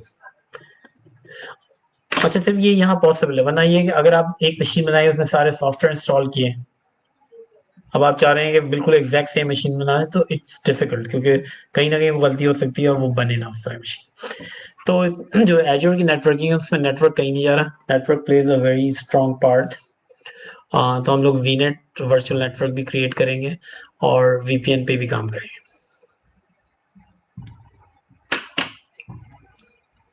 Okay, फिर क्लोन बनाने की कोई फीस नहीं लेंगे, वो 3, बट इश्यू ये हो रही है कि क्या वो फ्री है क्लोनिंग करना। हाँ, क्लोन आप 50 बना लें, they will not charge you, but if you run it they will charge you. बनाने की कोई फीस नहीं, कहीं भी कोई बनाने की फीस नहीं है। कोई भी चीज आप रन करेंगे then there is a charge. तो ये एक्चुअली सी इंपॉर्टेंट चीज ये है कि ये जो चार्जेस हो रहे हैं, ये अगर आप समझ लें तो बहुत बड़ी रिक्वायरमेंट क्रिएट हो रही है ऐसे लोगों की जो क्लाउड की कॉस्ट को ऑप्टिमाइज कर सकते हैं। तो अगर आप खुद नहीं रन करेंगे तो आप कहाँ से समझेंगे सब कॉस्टिंग का जो एलिमेंट है सारा। तो जब अगर आप समझ लेंगे तो कंपनी में ऐसे लोगों की बहुत रिक्वायरमेंट है, क्योंकि अब एडमिनिस्ट्रेशन इधर ही शिफ्ट हो रही है। तो it's not about just making machines, memory लगाना उसके अंदर, अब it's moving more toward financial administration. तो जो लोग क्लाउड के एडमिनिस्ट्रेटर होते हैं फिर वो फाइनेंशियल भी देख लेते हैं चीजें कि कितनी कौन सी मशीन मेरे लिए सही रहेगी, अगर क्लोनिंग करनी तो किस वक्त शुरू करें किस वक्त बंद कर दें। तो इसमें ऑप्शन होता है वर्चुअल मशीन में कि शाम के 5 बजे बंद हो जाएगी वो, या अगर आप उसमें टाइम का लगाते हैं तो शाम को 5 बजे बंद हो जाएगी, अगर नहीं चलेगी तो कोई चार्ज नहीं। फिर ये भी पॉसिबल है कि आपका जो नेटवर्क है फर्ज करें तो ऑन प्रेमिस को हम we can connect through internet, ये जो एजोर है, एजोर का cloud, but we can take a direct route. तो कुछ जैसे एक जमाने में होती थी MPLS लीज लाइंस होती थी, तो अब अगर आप चाह रहे हैं तो यू कैन टेक माइक्रोसॉफ्ट कह रहा है एक्सप्रेस रूट कि service provider will provide you direct access to Azure. क्योंकि अब फर्क है आपको माइक्रोसॉफ्ट 365 चल रहा है, आप चाह रहे हैं क्योंकि डायरेक्ट रूट हो जाए तो service provider can give you that access. तो एजूर एक्सप्रेस रूट जो extend on premise network into Azure over private connection, not on internet, that is facilitated by connectivity provider. अच्छा, अब स्टोरेज जो है वो थोड़ा सा इसमें और बढ़ेगा आगे, क्योंकि यहाँ तो हम आसान स्टोरेज डील कर रहे हैं और यहीं पर एक्चुअली आ रही है, क्योंकि अगर जहाँ पर डिमांड बढ़ रही है वो कंपनीज जो है वो रिक्वायर कर रही है डेटा साइंस, डेटा एनालिटिक्स। तो उसके अंदर सबसे बड़ी इंपॉर्टेंट चीज है कि अगर आपके पास डेटा ही नहीं है तो आप क्या एनालिटिक्स करेंगे। अब बहुत सारे डॉक्टर्स आई थिंक यूएस में, यूरोप में डरे हुए हैं कि कल को एआई जो है उनकी जॉब हो सकता ले लें, क्योंकि डॉक्टर तो फिर भी सोचता है कि भाई मैं इतने केसेस डील किए हुए, लेकिन एआई तो हजारों केसेस में से करके एक डिसीजन जो है वो ले लेगा और उसके अंदर जाए। तो लेकिन वो सारी एनालिटिक्स जब पॉसिबल है कि you have access to every single data. तो यहाँ पर एक जो स्टोरेज आती है blob which is binary large object, क्योंकि दो तरह के डेटा होते हैं, एक होते हैं स्ट्रक्चर्ड और एक है अनस्ट्रक्चर्ड। और डिमांड जो है यहाँ पर है क्योंकि इसमें सारी पिक्चर्स, वीडियोस, हर चीज सेव हो जाएगी क्योंकि जब आपके पास ये डेटा होगा और उसके ऊपर आप एआई रन करेंगे तो देन फायदा है, क्योंकि एजोर इज मूविंग टुवर्ड एआई। क्या अगर कोई कंपनी अपना चैटबॉट बनाना चाह रही है, अपना जीपीटी बनाना चाह रही है, तो वो सर्विस तो यही मिलेगी एजोर पे। Open AI service, open AI को कौन ऑन करता है, वो तो माइक्रोसॉफ्ट ही ऑन करता है उसको। तो ये ओपन एआई सर्विस गूगल नहीं खोल सकता, वो यही खोलेगी आपके open AI service and you can. तो एक तरफ आपको स्टोरेज से डील करना पड़ेगा कि कौन से डेटा को जाके वो एक्सेस करेगा, ये जो एआई का जो भी उनका लार्ज लैंग्वेज मॉडल है तो कहाँ पर डील करेगा। तो उसके अंदर फिर ये जो डिस्क स्टोरेज है ये बहुत इंपॉर्टेंट है। और फिर ये है कि जैसे हमारे पास कंप्यूटर में फाइल्स होती हैं वैसे यहाँ भी फाइल हो सकती है and those file can be synced. यानी फर्स्ट करें एक फाइल है यहाँ पर आपकी और आप चाह रहे हैं कि उसको सिंक कर दें, तो there is a service for file sync. तो यहाँ जैसे आपने चेंज किया वो जो सिंक होके फाइल जो है वो वहाँ चली जाएगी। तो ये तो ऑप्शंस हैं। तो स्टोरेज जो है इसमें एडमिनिस्ट्रेटर का एक मेन पोर्शन है how to manage the storage, क्योंकि अगर आप और ये आगे जाके पूरा even move into very advance field like storage area network specialist, मतलब सैन के स्पेशलिस्ट होते हैं। अच्छा, अब ऐप सर्विस के अंदर आप कोई भी एप्लीकेशन .NET की और .NET जावा पाइथन सबको डील कर लेगा सारा, और वो ऐप जो है यहाँ पर होस्ट कर देगा। तो यहाँ पर जो मेन चीज आई वो सर्वरलेस कंप्यूटिंग थी। अच्छा, सर्वरलेस कंप्यूटिंग में दो चीजें आई। फर्स्ट हम एक प्रोग्राम लिख रहे हैं और एक फंक्शन को फर्स्ट आपका ये प्रोग्राम है और आप एक फंक्शन को बार बार यूज कर रहे हैं। फर्स्ट आपको वेदर एक्सेस करना है, तो वो एक पूरा कोड लिखा हुआ है वेदर को एक्सेस करने का, तो वो तो फंक्शन आप फिर एक्टिवेट कर दें कहीं से भी। तो आपने एक दफा फंक्शन, हो सकता है माइक्रोसॉफ्ट ने वो फंक्शन बनाया हुआ है, तो you can just access the function. See आगे जाके एक चीज याद रखें, प्रोग्रामिंग जो है वो अनइम्पॉर्टेंट होती चली जाएगी, क्योंकि बेसिकली इन फंक्शंस का कॉम्बिनेशन है एक प्रोग्राम जो है, क्योंकि उनके पास गिट हब है जहां पर डिफरेंट कोड पड़े हुए हैं। तो एक्चुअली आप बस आपका काम ये है कि एक 5-6 कोड को लेके आ जाएं, एंड दैट इज कॉल्ड, जहां पर मूव कर रहे हैं इसको लो कोड और नो कोड। तो ये आपका एक, अगर आप इस उसमें वर्ल्ड में आ जाए तो ये आपका एक मेथड है, क्योंकि सॉफ्टवेयर वाले अगर ये नहीं सीखेंगे तो उनके लिए प्रॉब्लम है, नेटवर्क वाले ये नहीं सीखेंगे तो उनके लिए अल्टीमेटली प्रॉब्लम होगा। तो एजूर फंक्शन जो है वो बेसिकली पुराने जमाने में सब रूटीन्स कहते थे, अब प्रोग्राम ये बार बार रीयूजेबल टाइप का कोड है, कहीं से आपने उसको कॉल किया वो एक्टिवेट हो गया, कोड जो है सारा जो है इसके अंदर। और दूसरा जो है लॉजिक एप्स हैं जो एक्चुअली कनेक्टर बिल्ड कर रही है। फर्स्ट क्या आपने कहा कि कराची की ट्रैफिक का वो वेदर ट्रैफिक चाहिए कराची का, तो फिर ये लॉजिक ऐप जो है आप इसके बाद डिफरेंट कनेक्टर्स हैं और ये कनेक्ट कर देगा आपको लॉजिक ऐप, वो डिफरेंट कनेक्टर्स जो हैं। तो अब ये हो रहा है कि प्रोग्राम जो है एक्चुअली वो एपीआई, इसीलिए हमने शुरू में एपीआई डिफाइन किया। तो अब आप ये देख सकते हैं कि एक्चुअली होगा क्या फ्यूचर में, प्रोग्राम्स तो छोटे रह जाएंगे, उनके डिफरेंट फंक्शंस होंगे।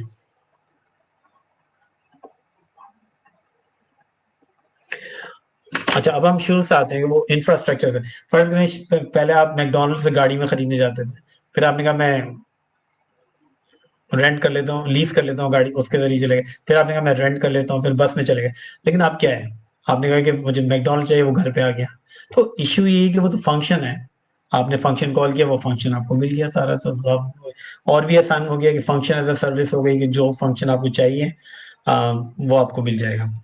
अब फर्स्ट करें, आपने कहा कि जैसी फर्स्ट में एक एलिवेटर चल रही है, उसमें सेंसर लगा हुआ है, उसने कहा कि एलिवेटर जैसी जैम हो एक ईमेल भेज दो। तो ये तो एक वो हो गया कि एक फंक्शन हो गया कि वो उसने पूरा जो कोड लिखा हुआ था ईमेल भेजने का वो एक्टिवेट किया और आपको ईमेल भेज दी कि द लिफ्ट हैज स्टॉप। क्योंकि यहाँ पर जो सबसे बड़ी चीज जो दाखिल हो रही है, डिफरेंट चीजें दाखिल हो रही है, जिसमें एक फील्ड हो रही है आईओटी। आईओटी का मतलब है इंटरनेट ऑफ थिंग्स। तो सेंसर्स जो है वो बहुत ज्यादा डेटा जमा कर रहे होते हैं। फर्स्ट गाड़ियां गुजर रही हैं, कैमरा खींच रहा है, तस्वीरें भेज रहे हैं यहाँ पर, तो वो जाके किसी क्यू में लगेंगे, फिर मैसेज जो है किसी डेटाबेस में स्टोर होगा। तो एक फंक्शन होगा जो आपने कॉल किया और वो फंक्शन जो है उसने कहा कि डेटाबेस में स्टोर कर दो। तो इस तरह फंक्शन और लॉजिक ऐप जो चल रही है, इसको हम लोग और दिखा देते हैं। तो ये एक्चुअली क्यूज बनी होंगी। फर्ज करें जो रिसीवर है डेटाबेस है, फर्ज करें ये आपकी एप्लीकेशन है, वो एक्चुअली क्यूज के अंदर जो है यहाँ पर अपने मैसेजेस भेज रहा है। अच्छा, ये भी हो सकता है कि आप एक वर्ड आ रहा है टॉपिक, आप सब्सक्राइब कर लें। अब सब्सक्राइब करने का मतलब ये है कि अगर फर्ज करें कोई इंफॉर्मेशन आई और आपके प्रोग्राम को वो चाहिए, तो आप खुद क्यों प्रोग्राम लिखें। आपने कहा कि अगर पाकिस्तान में फ्लाइट्स बंद हो रही हैं या कोई वेदर की प्रॉब्लम है, तो जैसे ही आए मुझे नोटिफिकेशन भेज दो, तो इट इज अ टॉपिक। तो ये चीजें यहाँ पॉसिबल हैं। तो यहाँ पर एक प्रोड्यूसर है जो चीज बना रहा है, कंज्यूमर है जो उसको चीज को ले रहा है।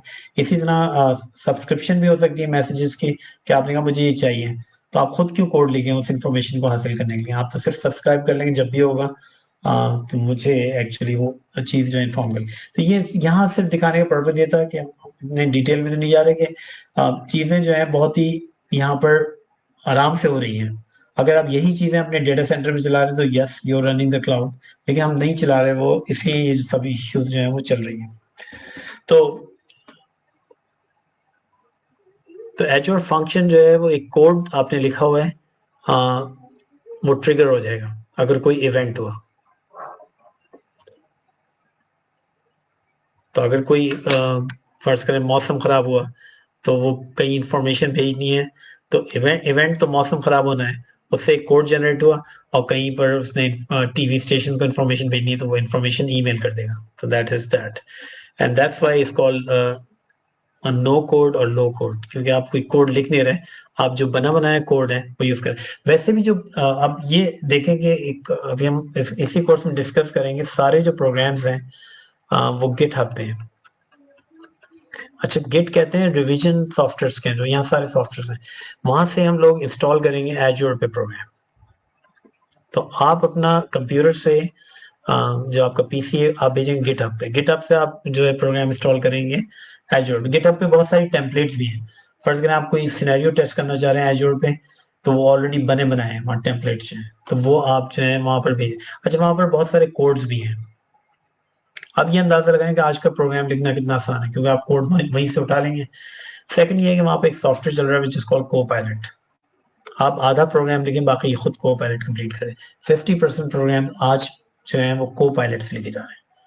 तो अब प्रोग्रामिंग आगे जाके वो आसान हो रही है बिल्कुल, ये कंप्लीटली जो है इसके अंदर नहीं हो रही है इसके अंदर।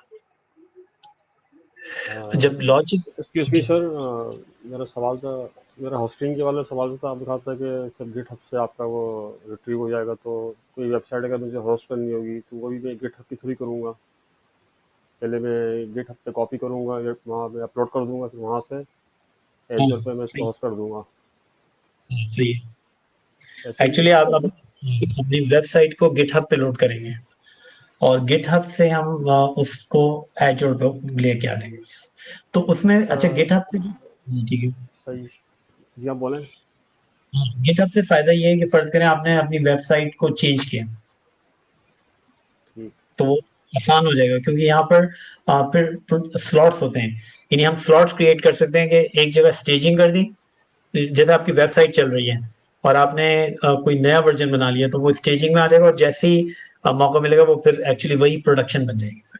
तो you can actually create staging, क्योंकि गिट का मतलब है वर्जनिंग चेंज करना इसके ऊपर। ठीक ठीक। सेकंड ये कि जो डीएनएस का आपने बताया था कि डीएनएस के लिए पब्लिक आईपी ठीक ही लेना, नेम सर्वर, नेम साइट के लिए, नेम के लिए, और होस्टिंग के लिए मुझे भी पे करना होगा। जैसे होस्टिंग के लिए मुझे सेम, मेरा तो इंफ्रास्ट्रक्चर तो एक ही एजूर ही है, तो वीएम पे मैंने डिप्लॉय करनी है अपनी वेबसाइट, तो होस्टिंग के लिए भी मुझे पे करना होगा एजूर एजूर पे, और फिर जो जिस डीएनएस पे होस्ट कर रहे हैं उसके बजाय जो एजूर का डीएनएस है वो यूज कर लें बस। फर्ज करें आप अमेज़न पे होस्ट कर रहे हैं तो वहाँ वो 53 चल रहा होगा, आई थिंक क्राउड।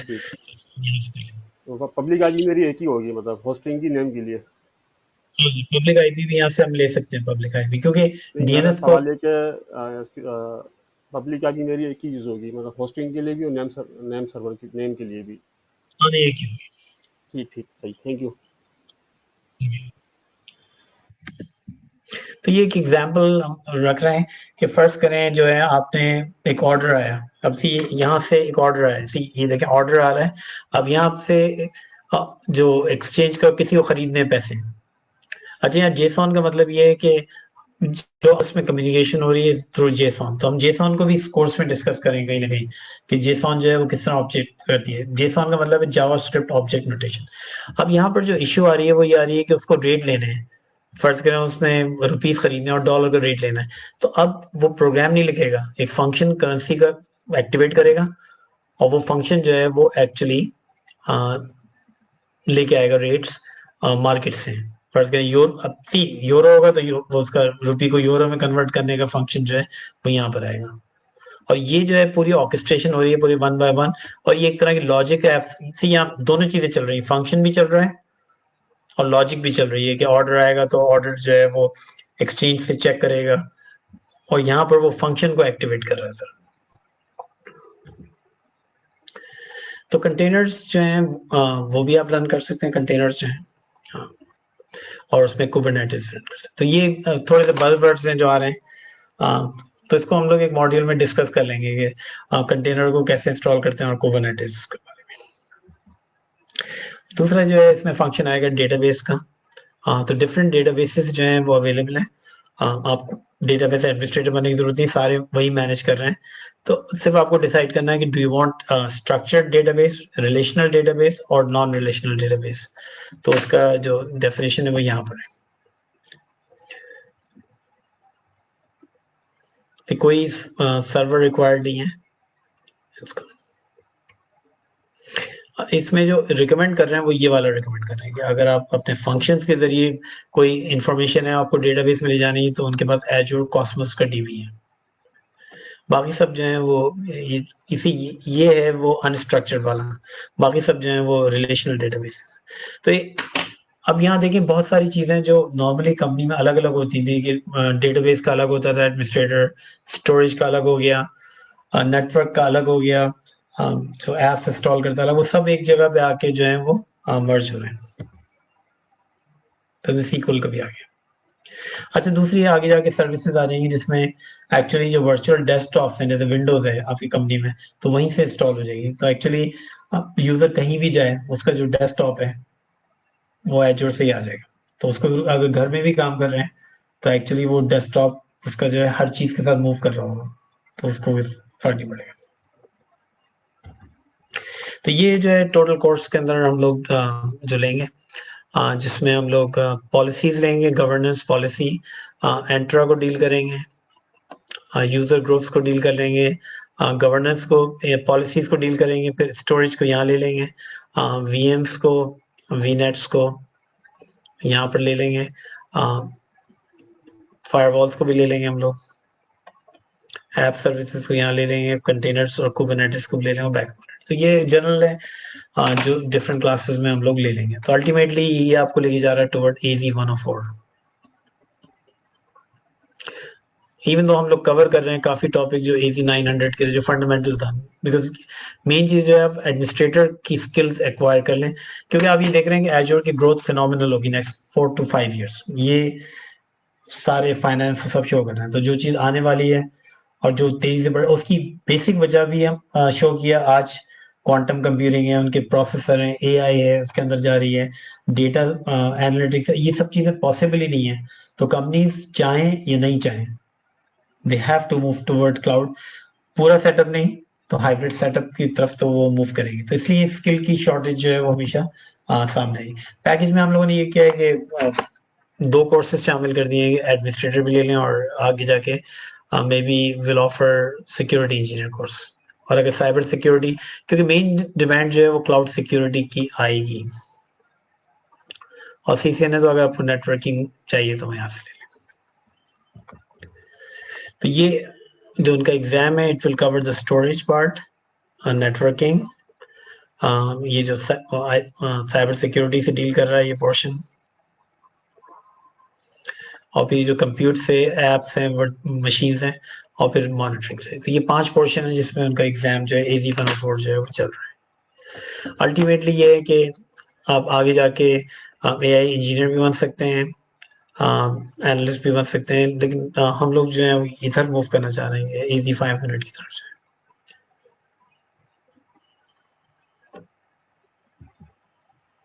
बाकी ये कि अकाउंट ले लें,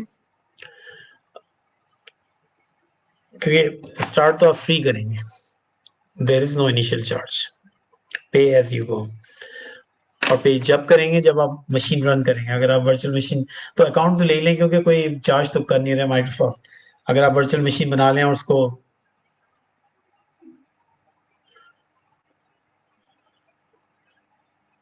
आई थिंक इसके $165 होगी। डिफरेंट रीजन में डिफरेंट प्राइसेस हैं, तो आई थिंक $165 तो होगी प्राइस जो है AZ 104 की। तो zero cost for creating it. फर्ज अगर हमने वर्चुअल मशीन बनाई तो कोई फर्क नहीं पड़ेगा, कोई चार्ज नहीं होगा। हाँ, अगर हमने उसको रन किया तो जितने मिनट्स आप रन करेंगे उतने चार्ज होंगे। तो इसलिए जब भी क्रिएट करें तो यहाँ अभी भी हम लोगों ने ये किया कि just delete the resource group, ताकि उसके साथ जो पब्लिक आईपी, वर्चुअल नेट, जो नेटवर्क इंटरफेस कार्ड क्रिएट हुए हैं, तो वो सब के सब एक साथ ही चले जाएंगे। तो कुछ सर्विसेज जो हैं वो देख लें, हो सकता है उसमें वेबसाइट की होस्टिंग फ्री हो, तो कुछ जो सर्विसेज हैं लिखा नहीं 40+ अदर सर्विसेज फ्री ऑलवेज, तो वो आपको मिलती रहेगी। और कुछ जगहों पे they will give you some credit, $200 बाद में एजुकेशनल अकाउंट में दे देते हैं या किसी गवर्नमेंट अकाउंट में तो दे देते हैं। तो आपको कोई क्वेश्चन हो तो पूछ लें, then we will conclude this session.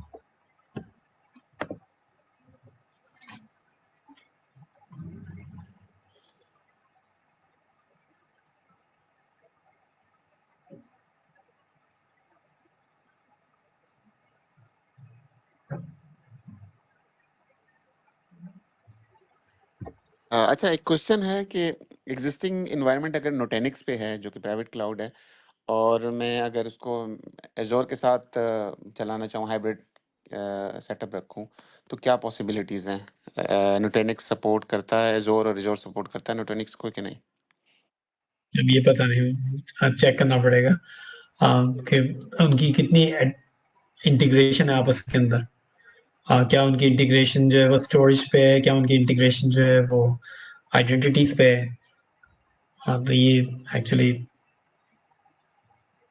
तो इसका मतलब अगर मुझे हाइब्रिड रखना है तो मुझे फिर ऑन प्रेमिसेस भी एजोर को यूज करना होगा, या ऑन प्रेमिसेस माइक्रोसॉफ्ट सर्विसेज को यूज करना होगा, नहीं, जरूरी ताकि नहीं फिर है, मैं क्योंकि VMware इंटीग्रेट होता है माइक्रोसॉफ्ट के साथ, तो बहुत सारी और कंपनीज इंटीग्रेट होती हैं। ऐसा नहीं है कि एजोर जो है वो थर्ड पार्टी के साथ इंटीग्रेट नहीं होता, क्योंकि बेसिक जो इंटीग्रेशन चाहिए वो आइडेंटिटीज की चाहिए। तो बहुत सारी जो एजोर ने रिलेशनशिप क्रिएट हुई है फॉर आइडेंटिटीज, कि आपस में उनकी एक ट्रस्टेड रिलेशनशिप है कि आपने यहाँ लॉग इन किया, वही लॉग इन जो है आपको एजोर पे ले गया। अच्छा, दूसरा जो इंटीग्रेशन क्रिएट होगी वो स्टोरेज के क्रिएट हो सकती है आपकी।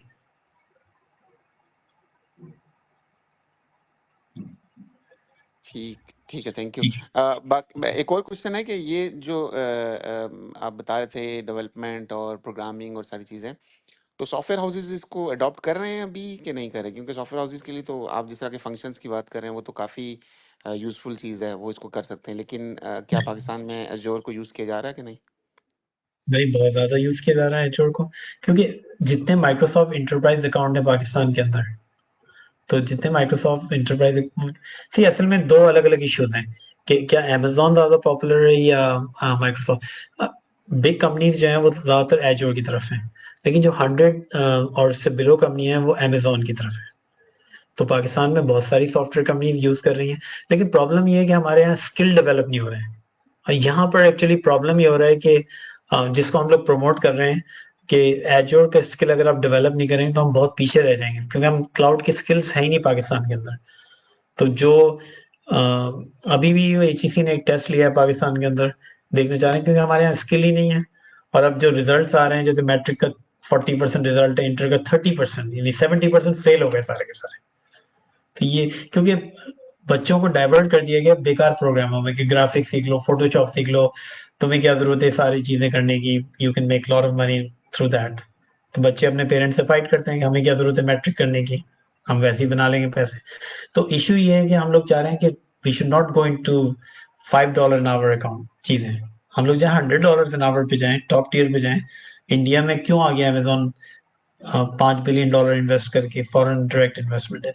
तो लेकिन जब तक हम क्लाउड पे अवेयरनेस नहीं फैलाएंगे तो किस तरह होगा। तो उसकी डेवलपमेंट साइड भी है क्लाउड की, और हमारी यूनिवर्सिटीज प्रोड्यूस नहीं कर रही हैं। तो हम लोग तो कोशिश कर रहे हैं, जहाँ पर हम लोग हैं अलीगढ़ इंस्टीट्यूट ऑफ टेक्नोलॉजी और सर सैयद में, तो वहाँ हम लोग एजोर को लेके आ रहे हैं कि यानी अगर हम ये प्रोड्यूस नहीं करेंगे, कल को एजोर का डेटा सेंटर या Pakistan will not become the region, क्योंकि वो पहले आपकी वो भी तो देखेगा कि इंजीनियर्स कितने हैं। तो ये प्रॉब्लम है पाकिस्तान में, इसीलिए हमारे सॉफ्टवेयर हाउसेस का स्किल सेट वो नहीं है, तो वो खुद ट्रेन कर लेते हैं। अगर आप जाएंगे और एजोर उनको रिक्वायर्ड हो तो वो ट्रेन कर देंगे। Any other question? फिर हम लोग क्लास जो है वो नेक्स्ट संडे को करेंगे। एक लास्ट क्वेश्चन है अभी, जैसे एजोर है, ये भी क्लाउड सर्विसेज है सारी, क्लाउड इन्वायरमेंट है इसको, अब मैं डिसाइड कैसे करूं कि क्या मुझे एजोर को पढ़ना है या फिर अमेजोन है या गूगल की सर्विसेज हैं क्लाउड की या और कोई बाकी जो प्लेटफॉर्म है, तो मैं कैसे डिसाइड करूं कि मुझे किसकी तरफ जाना चाहिए? ये एक बड़ा कंफ्यूजन होता है। ओके, अब इस चीज को याद रखिए, आप एजोर नहीं सीख रहे हैं, आप क्लाउड सीख रहे हैं।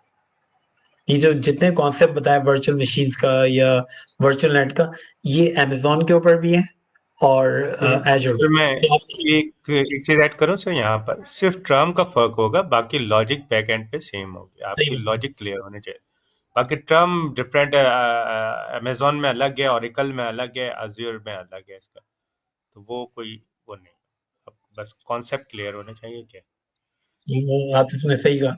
तो ये एक्चुअली जो है, आप जिस पॉइंट ऑफ व्यू सीखे, यू लर्निंग द क्लाउड। सी यहाँ टाइटल लिखा हो बिल्ड इन द क्लाउड। एजोर जो है वो उसका एक टूल है, तो आप वो क्लाउड के साथ अमेजोन यूज करें, अलीबाबा यूज करें, तो कुछ भी यूज कर लें, तो एक्चुअली तो you you have to learn the cloud skills कि क्लाउड किस तरह ऑपरेट करता है। बस ये कि माइक्रोसॉफ्ट का क्लाउड थोड़ा ज्यादा इंटेलिजेंट हो गया, इसीलिए उस मार्केट में ये गेन करता चला जाएगा अपनी जो है।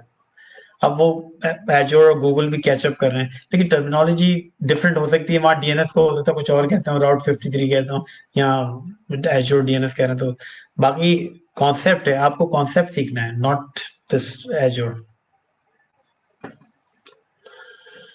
ठीक है, we are going to close the session. Next week इसी टाइम पे हम लोग जो है वो क्लास करेंगे। इंशाल्लाह सर, थैंक यू।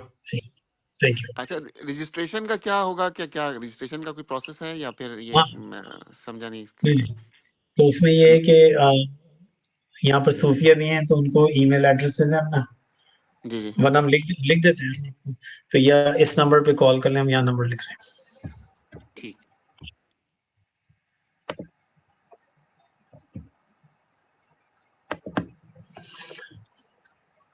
सर एक अभी लास्ट जो उन्होंने वेबसाइट की पूछी थी, वो मुझे थोड़ा सा एक चीज़ क्लियर करनी थी। जैसे मैं अपनी वेबसाइट अजियो पे ले जाता हूँ, मेरा गो डैडी पर रजिस्टर्ड है डीएनएस, ठीक है। ठीक है, तो वहाँ पर मैं जो किसी भी वर्चुअल मशीन पर या अपनी वेब एप्लीकेशन होस्ट करूँगा, तो उसका जो स्टैटिक आईपी है, लाइव आईपी है, जो पब्लिक आईपी है, वो मैं अपने जो डीएनएस पे मेरी एंट्री हुई हुई है गोडैडी या जहाँ पर भी मैंने डोमेन रजिस्टर करवाया, वहाँ पर जाकर उसकी एंट्री मैं कर दूंगा वहाँ पर, तो वो फिर रिफ्लेक्ट हो जाएगी इधर मेरी, यानी कि जो भी रिक्वेस्ट आएगी वो जाएगी मेरे अज्यूर पे, यानी कि पब्लिकली कोई भी कहीं से भी एक्सेस करता है अगर मेरे वेबसाइट फॉर एग्जांपल, तो वो हिट करेगी मेरे जो अब मैंने अज्यूर पे होस्ट करवा दी अपनी वेब सर्विसेज। ऐसे ही सही, होगा। बिल्कुल सही, वैसे ही होगा। क्योंकि एक्चुअली ये होगा कि एक दफा आप अपनी क्योंकि यहाँ वर्चुअल मशीन नहीं लेंगे आप, एक्चुअली बस आप अपनी जो ऐप है, हाँ, वो वेबसाइट, ऐप पे कर लें, हाँ वो बिल्कुल सही, ठीक। इट्स सर्वरलेस, हाँ सर्वर नहीं है, बस आपने अपनी ऐप को यहाँ पर होस्ट कर दिया। तो आप जो है वो इस नंबर पे भी कांटेक्ट कर सकते हैं, और सूफिया भी नंबर दे रही है, उस पर भी कांटेक्ट कर सकते हैं। और फिर कोर्स में रजिस्टर करना है, नेक्स्ट वीक ज्वाइन करना है, तो you can join it. So we'll have a class next week. Thank you sir, अस्सलाम वालेकुम। Thank you. Thank you.